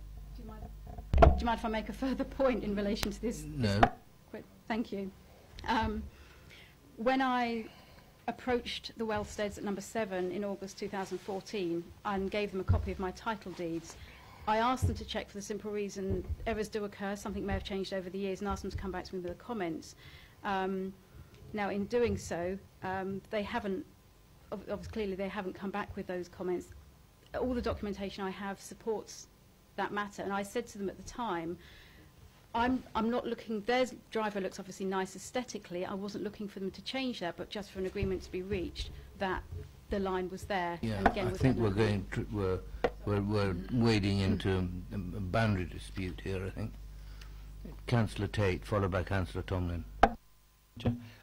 Just can I go back to a question regarding the business? The lads that are living currently on site, are they employed by a single company, or are they self-employed? Secondly, I think you said that your company is based in the northeast. Are you running the business from down here, or is it being run from the northeast? Answer to your first question, they're all employed by me. I'm self-employed, and basically what we've had to do in the past is we recruit. We're not a proactive business, we are a reactive business, so as these things happen, we then got to man up, and so we're used to going up and down. So we've got a whole bank of people who are trained. At the end of the day, when the insurance companies ask us to attend a situation, we can't then start going recruiting untrained people and getting onto agencies. People are not very comfortable with untrained people turning up. So we have to have a bank of people, and the main bank are in the northeast. But all the guys are employed by me. And I'm sorry, I've gone off track. What was your second point? The second part of the question relates to the generation of the business down here. Are you running it as an entity down here, or is it run from the northeast? Sorry. Well, basically, we work for one particular client predominantly, and that client then dictates the amount of work and the volume we're actually feeding us. Wait a minute. Registered? We're registered in the northeast. Yes. We're drifting away from the crux of this matter. Councillor Tomlin, you wanted to speak. Thank you, Chair. Just a quick question. Parking vehicles, are you regularly making use of the garage to park a vehicle? At the moment, we're not, but I understand as far as the application is, that is the plan which we're going to implement. Yeah, that's correct. Any more questions from members? Councillor Goodison. Thank you, Chair.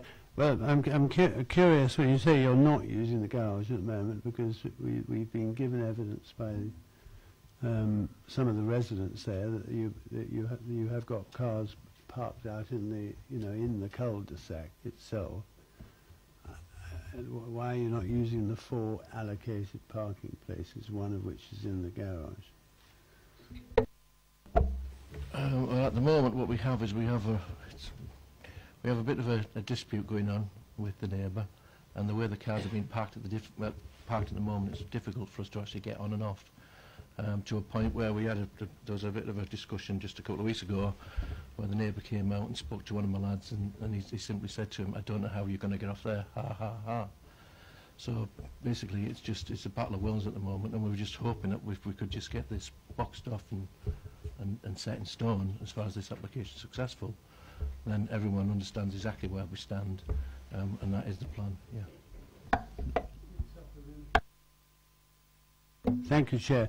So in other words, you are admitting that should Mr. Wellstead be able, and maybe he can't, but should he be able to prove that the boundary is where he thinks it is or believes it is, then you do have a bit of a problem in accessing in and out of that site.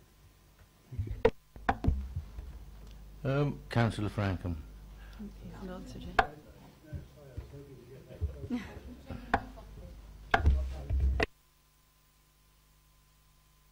Yes, I'm sorry, I jumped the gun. We can manoeuvre the vehicles off and on, and we've demonstrated that. We've been there for a year now, and we've been able to do that.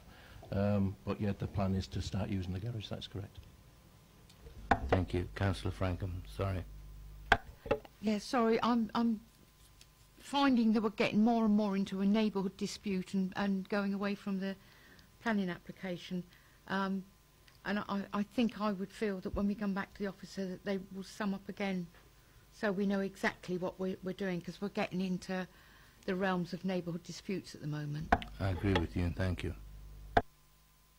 Any more questions? Councillor Tucker. Slightly different question.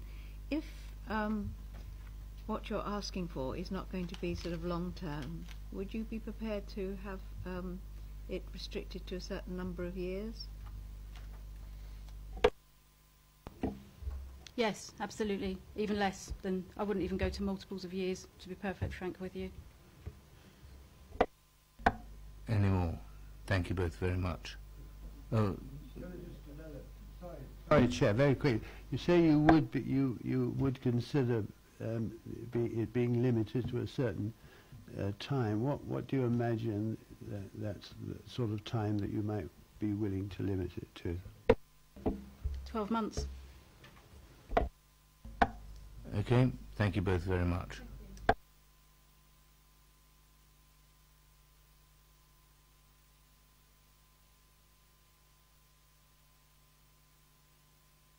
Right. Mr. Townsend's going to make a couple of points to bring us back to the crux of the matter. Thank you. Thank you, Chair. It's just picking up on Councillor Frankham's point at the end of that, which is effectively is the planning matters, obviously, the application that you're here to consider. Well, I understand, obviously, with the retrospective application, the impacts of potentially individuals that are involved may be in people's minds. I think for the planning committee, it's simply the planning application. So it is the use of the property as an HMO that you're considering, not necessarily the current occupants or any activities associated with their personal approach to things or otherwise.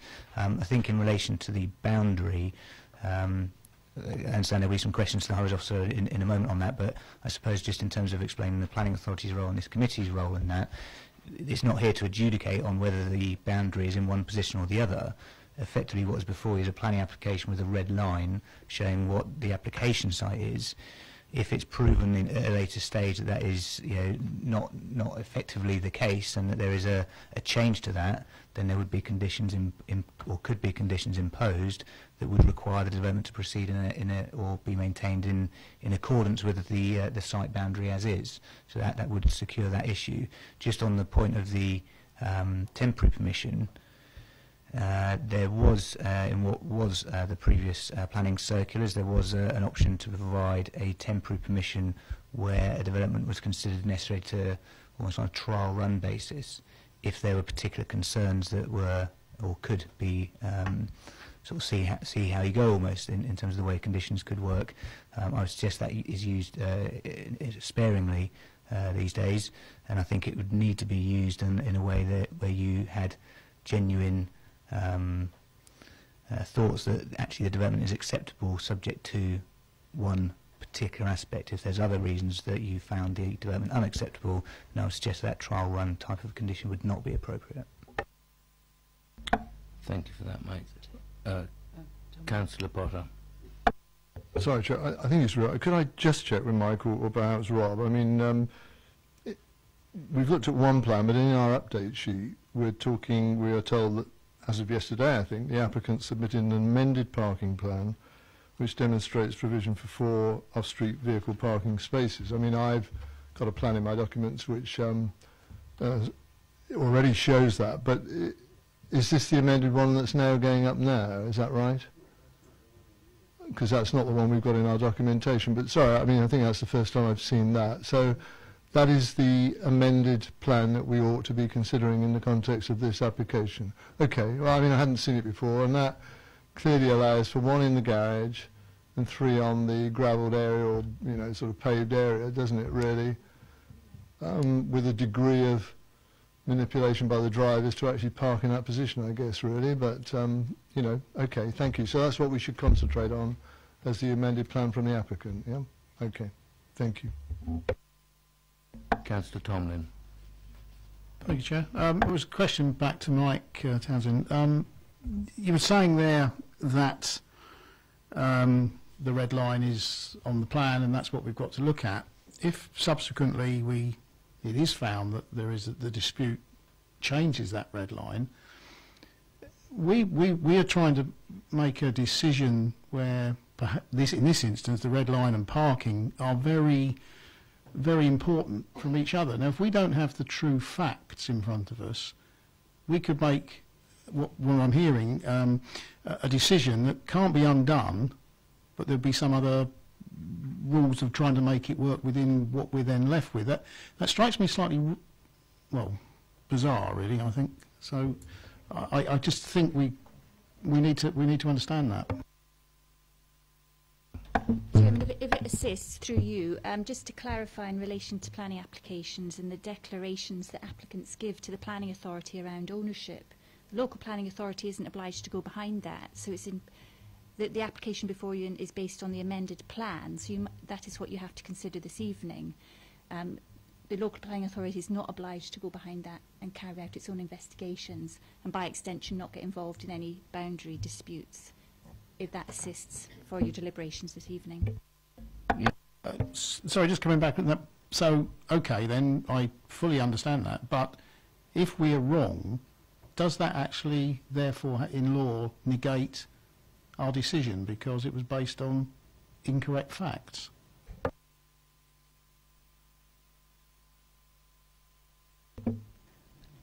Chairman, I don't think it would, because you're as far as we know this evening, it's not an incorrect fact. It's certainly in dispute, but I would just reiterate you must have regard to the amended plan as it is before you.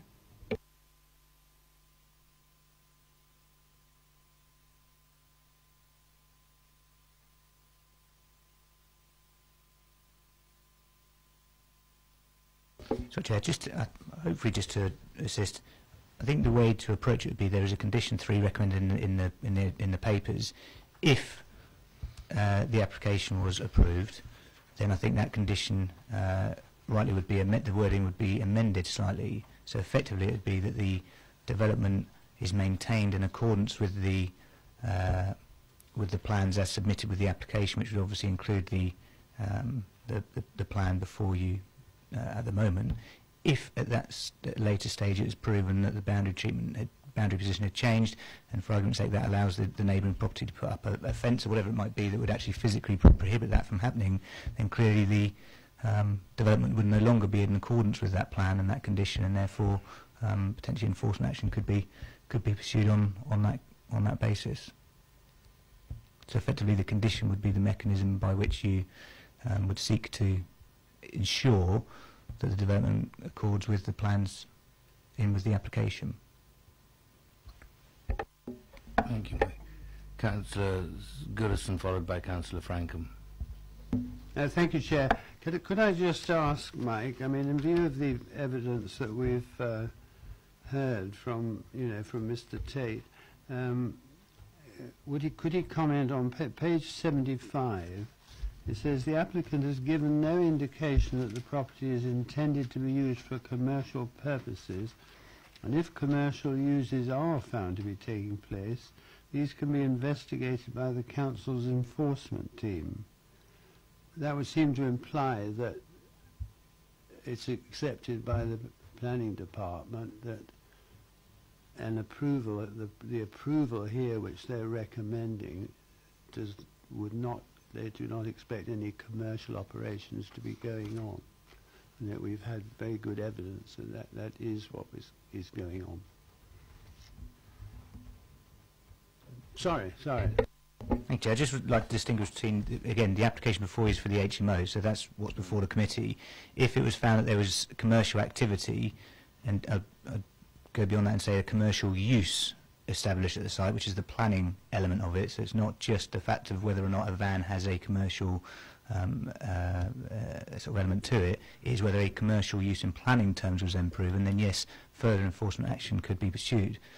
But the fact that there are trade vehicles on the site in itself does not establish a commercial use taking place at that time.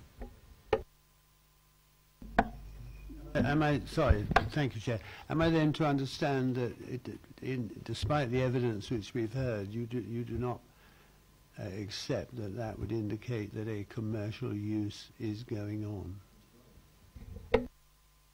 Based on the information submitted with the application, that's the case, yes. Councillor Tomlin, yes. So, yeah, we are in questions to officers. Yes. Okay. Right. The general rules I'd just like to understand on HMOs, in the sense, is it that if you are the owner and living there, you can rent out your rooms and there's a limit to the number of rooms, and if you're not living there, then and the rooms are rented, you can apply for this HMO licence, which is based on the number of bedrooms. And if you do apply for that licence, the only way of getting rid of that licence or removing that licence is to go back into a planning application to have the change of use removed back. If I can just explain, it's not whether you're in the house renting it out to people. Basically, you have a family house there. At the moment, I think it's a 4-bedroom family house. That's what it was before. When the people in there cease to occupy that house as a family unit, then it becomes a HMO. So you have potentially 4 individuals who happen to work with, and they happen to have vans, and that's the nature of the work that they do, but they're not living as a family unit, so therefore it then becomes a HMO. That's the only difference. It's nothing to do with whether you're in the house renting rooms out. Sorry, if I may, and to remove an HMO, you have to come back to planning to have it removed? Yes, you'd apply for a change of use to revert back to, one would assume, a dwelling house. Any more questions? Councillor Goodison. I'm sorry. Sorry, Chair. I was just going to ask you. I know it's in view of the fact that the applicant has indicated that they would, consider a condition being put on it that it just ran for 12 months. Would you indulge us by allowing the objector to come forward and say whether he, in the light of that, he would be happy to see us approve it with that condition? So, obviously it's the Chairman's discretion in terms of public speaking, but just in terms of whether a condition should or should not be applied, it's not relevant whether the applicant would accept it or whether objectors would accept it. It's simply whether the planning committee considers there's a planning basis and to reasonably apply that condition. That's the only consideration before you. Sorry, I'm not suggesting that the objector should be telling us what we should or shouldn't vote on. I'm just saying it would certainly, if he indicated, I imagine that if he were to indicate to the committee that he would be happy to see that condition put, the approval to be allowed if that condition was put on it, I think a lot of the committee would feel that in those circumstances they feel less unhappy than they appear to feel at the moment about this particular application.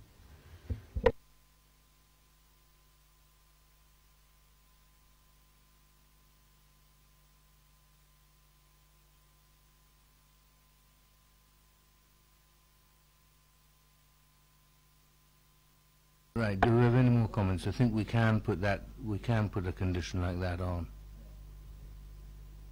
Do I have any more comments? Councillor Frankham. Sorry, we moved into debate now. Yeah, I'm really quite uncomfortable with this because we're sort of saying we're going to make a decision, but we don't really know where the boundaries are. There could be later on that they've got to bring in enforcement, and this just seems so messy that I'm really stuck at exactly what to do. So I'm hoping that when we do the debate that somebody can help uncloud the very mist that's in front of me and the mystery of all this. Councillor Potter? Well, I don't know whether I'll help to lift the cloud or not, but I mean, it doesn't fit easily under the sort of normal, inverted commas, HMO type applications we get, but it is because of the change of use, really. I mean, it could be argued, I guess, obviously, that Mrs. Stern is doing no more than having 4 guests in her house at her invitation, no more than that. And I guess there's a number of people who own properties who do just that. I mean, it is also worth making the point, I don't want to be facetious on this, but this is a 4-bedroom property, could be a couple with 3 teenage boys, all of whom happen to drive transit vans, I guess. You know, these are the sort of things that do occur occasionally.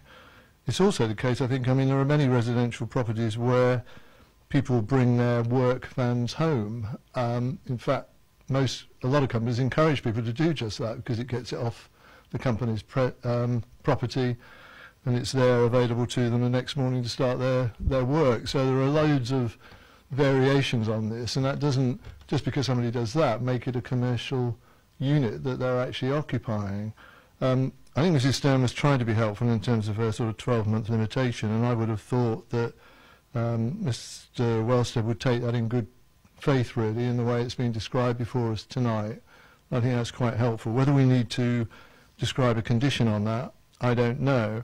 But I do make the point, and I mean, there are always these issues in these sort of frontal open plan designs, really, where there's some confusion, I think, really about exactly where the boundary line is, and without bollards being introduced with all those sort of definitions, which I know people are tempted to do on occasions, normally there's a grace and favour arrangement and people run over the corners of each other's drives, and it's not a big issue, really. And what I'd want to see in this case, and I hope it would be the case, that these people currently occupying this particular property are mindful of the concerns of Mr. Wellstead and his family and others, and obviously park carefully and in the disciplined way that this site plan suggests, that we've now got before us. I mean, it's also worth saying, I guess, and we get all this stuff about the ability to actually park on the property itself, but these are public highways, and if push comes to shove, people can park their cars or their vans out on the highway with, you know, the limitations that go with that, but they can do that. So I think, you know, we've got to try and live together in these circumstances, but taking the application in the way that it is made as an HMO application in this dwelling which has been put before us because this is the change of circumstances that apply, I can see no reason why this application should not be approved. And I move that, Chair. Thank you very much, Councillor. Councillor Goodison. Thank you, Chair. Well, I fully understand and appreciate what Councillor Potter says. If he were willing to amend his recommendation with this condition being put on, then I would be willing to second it. Thank you.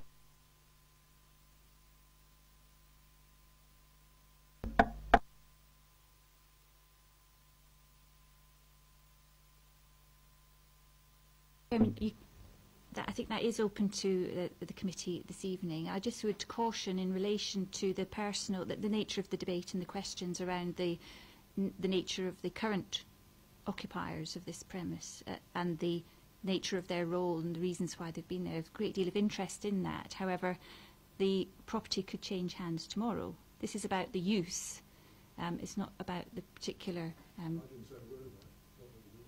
sorry, no, I'm just reflecting back on the questions through you, Chairman. There's just a word of caution in relation to the permission and the condition. The nature of that occupation could change. This is about a change of a fundamental change in the nature of the use of the property. Thank you. Councillor Taylor. Thank you. As I understand it, nobody, not even the owner, actually wants this HMO to go any longer than a year. And if I understood Mike correctly, if it were to revert back to being a family home, there would have to be a planning application. Is this correct? So, supposing Mrs. Stern wants to sell her house as a family home, she couldn't do unless she goes back to the planning authority and pays to have another application go through. So it seems to me it's a win-win situation really to put 1 year on it, assuming that Mrs. Stern might in the future want it to be a family home again, and it's rather tying her. I don't know, because obviously we're not going to be calling her back, but it seems to me that all parties would be happier with 1 year than with an eternal permission put on. Thank you, Councillor Taylor. Councillor Bound. Question. So it would automatically revert after 1 year back to a If you put a condition on that said that they only had permission to use it for 1 year from the date of the decision notice as a HMO, after that time period expires, it reverts back to a dwelling house, unless, and as you've been given advice, the ownership could change tomorrow, and then any new owner, not Mrs. Stern, could quite legitimately, within their rights to apply to vary that condition to allow the permission to carry on more permanently. But then that would obviously then be for you to then reconsider. Right, members.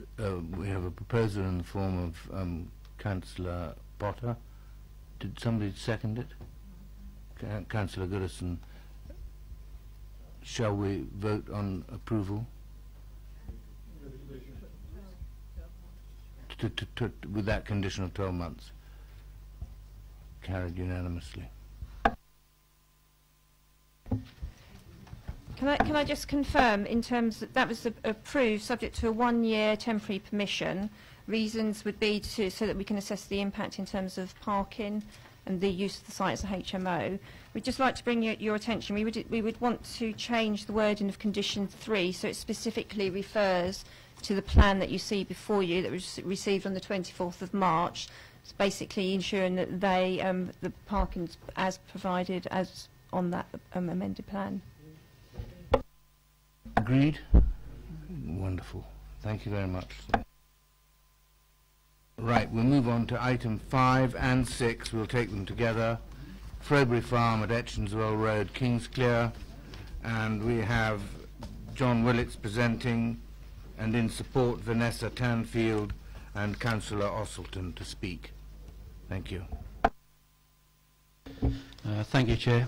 Proposal for planning permission and listed building consent for the erection of a 2-storey rear extension, a new front porch, alterations to the fenestration and construction of dormer windows to the east and west elevations of the rear extension, demolition of the single-storey front extension and chimney, and the erection of a cart shed with ancillary accommodation above, and the realignment of the driveway and various boundary walls.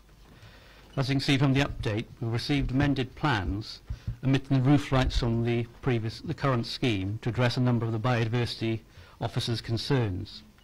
However, a number of discussions have gone on with the ecologist, with the architect, taken place to try and address some of the biodiversity concerns. However, this is required pending further submission of details.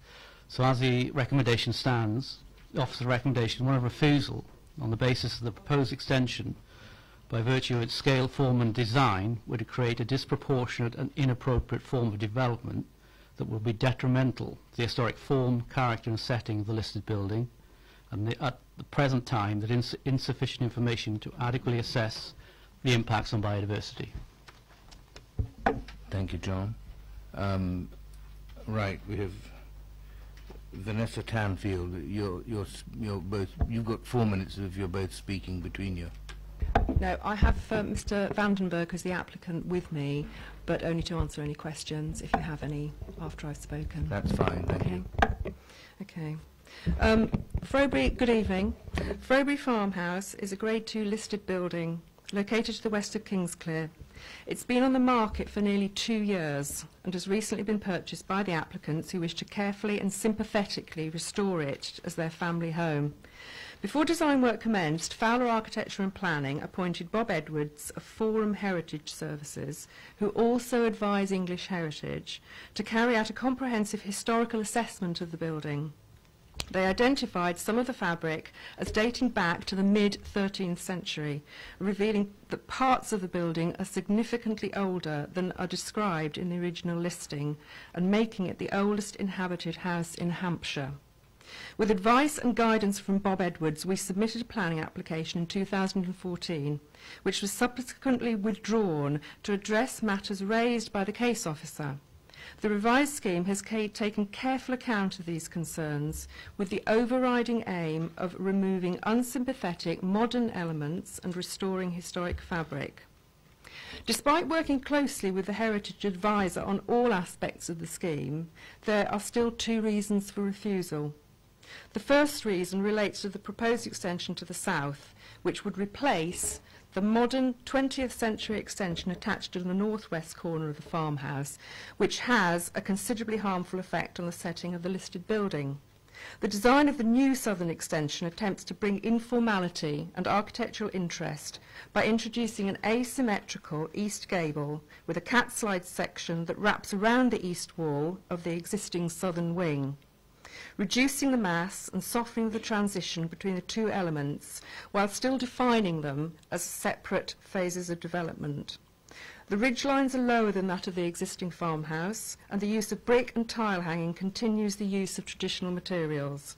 The new element is visually less obtrusive and bulky than the structure it intends to replace, and it is described in the heritage statement as, and I quote, representing a change that does not cause harm to the heritage asset.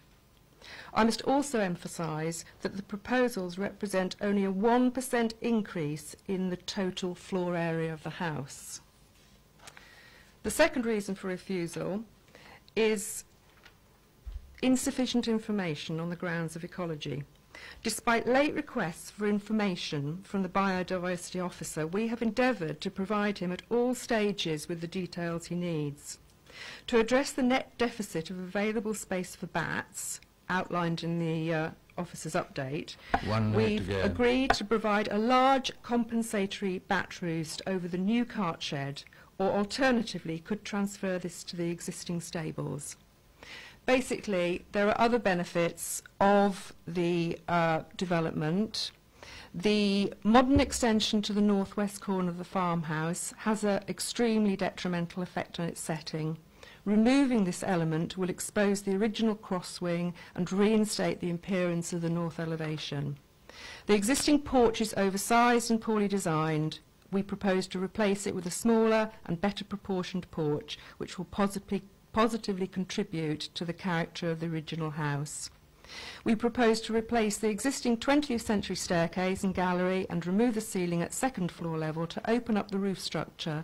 This offers the opportunity to expose to view fabric of great historical significance and recreate the impressive scale of the original 14th century hall. Draw to a close now, please. Okay. Right, members, any questions for Mrs. Tanfield? Councillor Potter. Could I just ask one thing? I'm not expecting you to design things on the hoof tonight. It goes without saying, really, but it's just the comment that's made in the officer update, and it relates to the biodiversity officer's concerns thus far, really, particularly in regard to the provision for bats. And in the last paragraph of our update, there is a commentary about improved mitigation measures are therefore required, and perhaps space within the loft of the proposed ancillary garage could be considered. I mean, that's the first I've seen that, and I guess you as well, really, in fairness, but I've just said not off the hoof, but yes, please. Can you tell me whether that's realistic or not? I was aware of this earlier on today, or rather lunchtime, and we have sent a drawing to the case officer and the biodiversity officer with an amended drawing showing the potential to put a bat roost along the whole of the new proposed cart shed, where there was previously accommodation. So we would basically produce quite a large bat roost to mitigate the loss elsewhere. Okay. Any more questions? No? Well, thank you both very much. Councillor Osselton?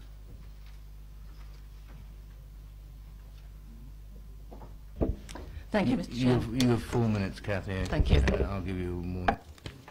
Okay. Good evening, committee. I do not agree with the statement on page 83/94, paragraph 2, pre-application discussion. I instigated a meeting with the case officer and the applicants on the 3rd of February of this year when we discussed the application in full, including reasons for the extra bedroom prior to reapplication. We have a baby on the way here. The need to regularise and improve the circulation of this once manor house, adding a further bedroom, is required, owing to the 2 new additions to this family, and to ensure that the dwelling continues to be habitable to survive and provide a family home within the countryside. This is not and never was a farmhouse with modest agricultural origins. Under NPPF, there will be no harm or loss to this Grade 2 listed building, and we've only increased it by 1%. The architect involved has considerable knowledge of listed buildings within this area, and the scale of the new extension has related well with the original building, avoiding differing lines and proportions.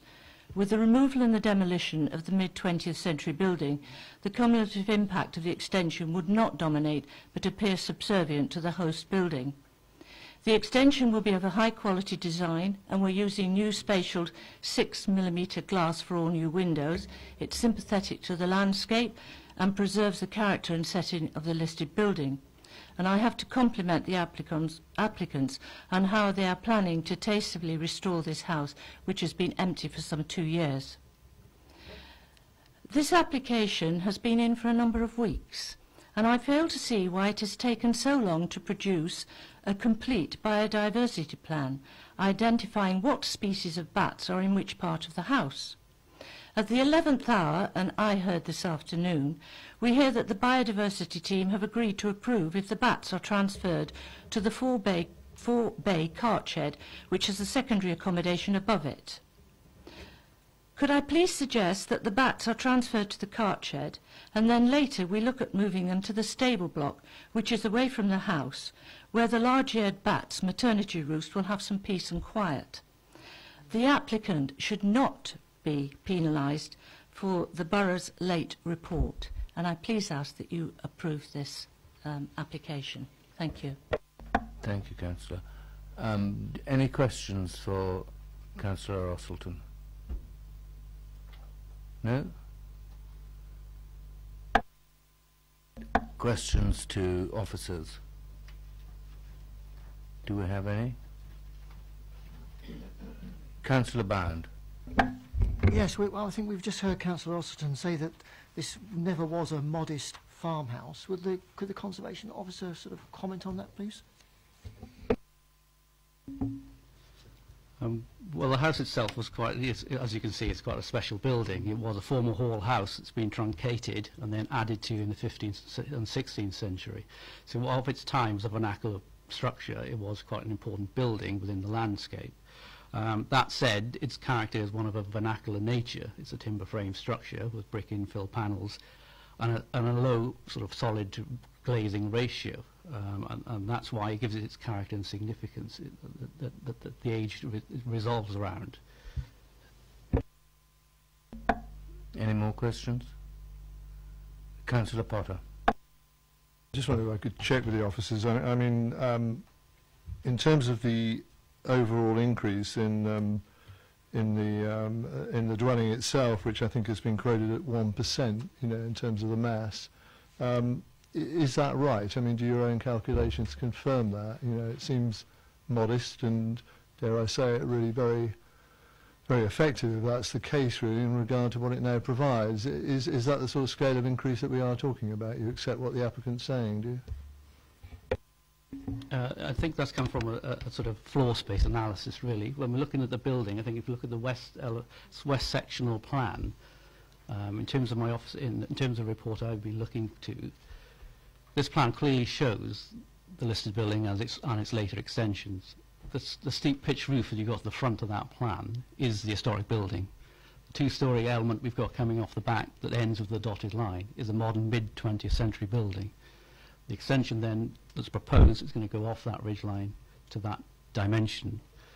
What that extension measures is 19 metres.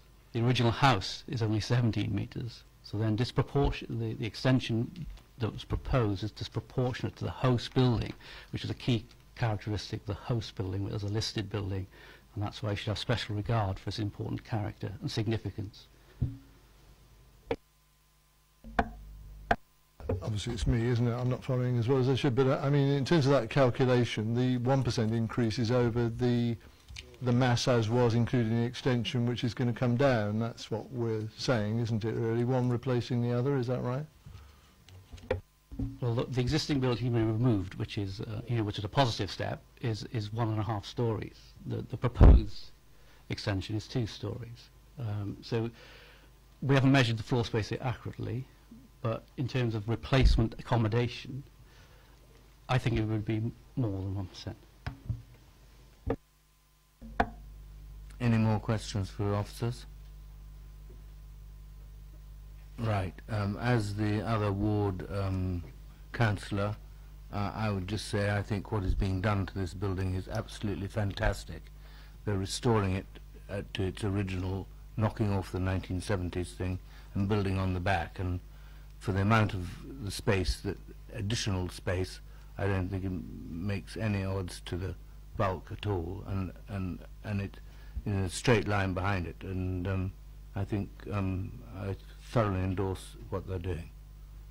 I don't know if anybody else has got some comments. Councillor Taylor. I'd like to echo that. I think it's such an improvement as well. Not only does it not increase greatly the floor space, but to remove that 1970s extension to one side actually increases the clarity of the original building. And this is what we really want to have, is a sort of standout original building, which from the front, that's exactly what you will have once the later extension is removed.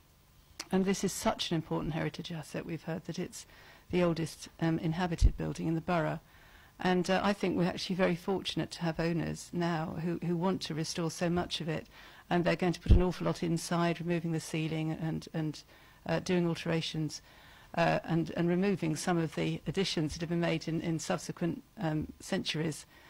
So I would agree with both of the ward councillors and would be very happy to approve this. Thank you. Any more comments? Councillor Bound. It perhaps won't amaze you, Chair, to know that I totally disagree with that. And basically it's down to design. If we could see the south elevation, which I've got a plan of in front of me, and I don't think we've had it up yet. It's that crisscross bit there, or that presumably it's glazing, which sort of sticks out from that elevation of the house, which I think is very far from being subservient and just adds mass and bulk and looks totally out of keeping with what was there or what has been there up to now. So I cannot be voting for this, and I would agree with what I totally agree with the conservation officer. Councillor Goodison. Thank you, Chair. Well, I would like to say to the conservation officer that I do believe he's spent an awful lot of time on this and done a very, very good job. and I do sort of appreciate what his concerns are.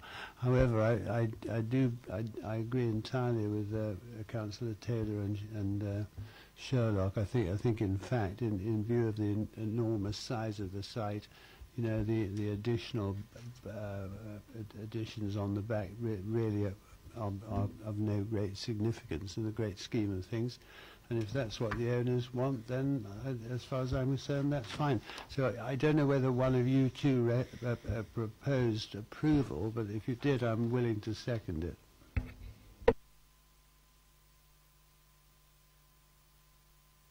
Councillor Potter. I mean, I know we're always here, sorry, you know, the type of discussions we have really when we're faced with these really quite exceptional buildings that date back a long period, but quite frankly just don't fit the 21st century living requirements of a young family. And like others, I mean, I admire people who, dare I say, A, have the money, and B, the ingenuity and the commitment to take on a project of this sort and make it work, A, for themselves, but B, for the community. It seems to me this is going to be a long-lasting project. I mean, design is a very personal thing, I think, and you know, I hesitate always to speak against skilled officers in this regard, but clearly I don't think the proposals really are as detrimental as is being suggested having regard to the historic form of this building. I think they're quite empathetic, really, and when we walked around it seemed to me they made absolute practical sense in regard to what these people want to do in terms of their future living requirements. And as I say, I think I commend them for that. The whole, you know, sort of panorama of the building I think is going to be changing. The way that you approach it is going to be very different to what it is now, and it will actually present something really quite substantial and formidable and really very good in the way that it's been designed. And I support the application, so I'd certainly vote in favour of it if it's been proposed and seconded, Chair. Thank you. It has been proposed and seconded. Yes. Chair, just on one point of clarification, just before the votes, I think it's important to cover off in terms of the biodiversity impacts, as I understand from case officers' comments, is that although more information has been submitted, that issue has not been finally resolved. So on the basis that it does involve protected species, I don't think it's something that can simply be left to condition.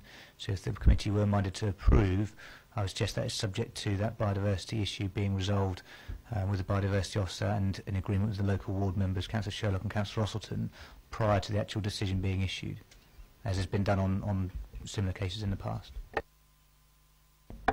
Right.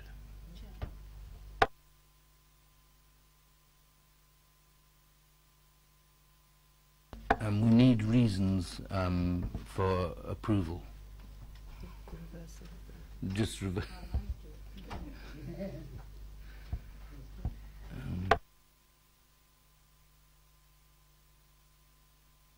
Well, I think it's reasonable, Chair, to suggest that the proposed extension by virtue of its scale, form and design does not create a disproportionate and inappropriate form of development that would be detrimental to the character of this listed building.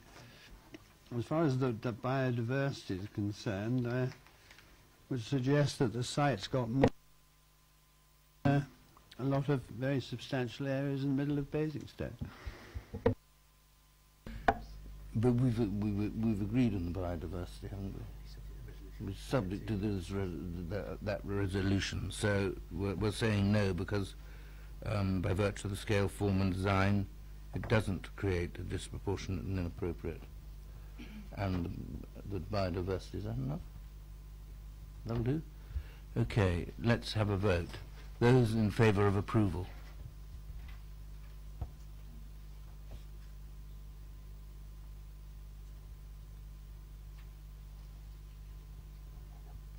Those against? Abstention? Thank you, Michael. Abstention?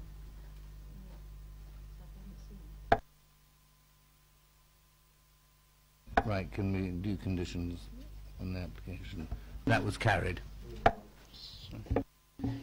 Yes, given the special interest of this building, I've suggested a few conditions be attached to the planning permission, the standard plans and time conditions, and a material schedule for the driveway, the boundary walls and the soft and hard landscaping measures. In terms of the accommodation to be occupied in the cart shed, this should be solely for the purposes incidental to the owners of Frowbury Farm. In terms of listed building conditions, again the standard plans and time conditions, a full material schedule, full joinery details, including the new staircase. Again, because there's demolition involved, a demolition schedule for the front extension and the 19th century ceiling, which should be carried out in a sympathetic manner. And then the dormer and chimneys that would be erected is to match the existing, and all repairs to the host building shall match the existing. Thank you, John. Right, we'll move on to number 6. We'll move on to item number 6. No, 7, I mean. Paper C.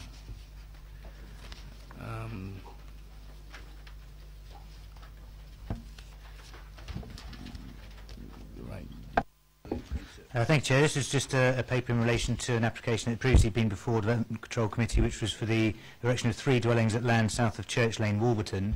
The reason for the paper, which is not a main agenda paper, being returned is that since the resolution to approve the Section 106 agreement has not yet been signed, members may recall there was 2 reasons for the 106 agreement. One was to tie the 3 dwellings to the land at Frith Farm, which was to do with a herb farm, and the other was to secure financial contributions.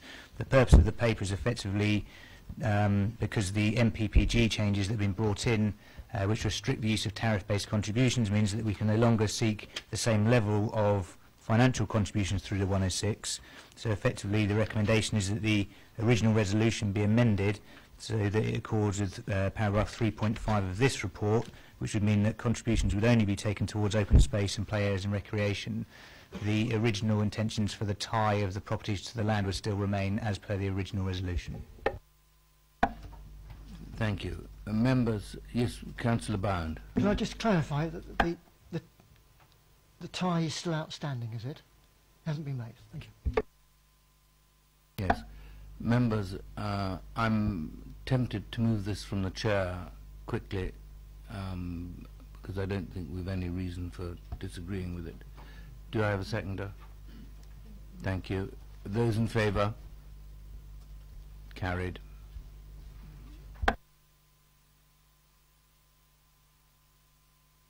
That's it. Thank you all very much indeed.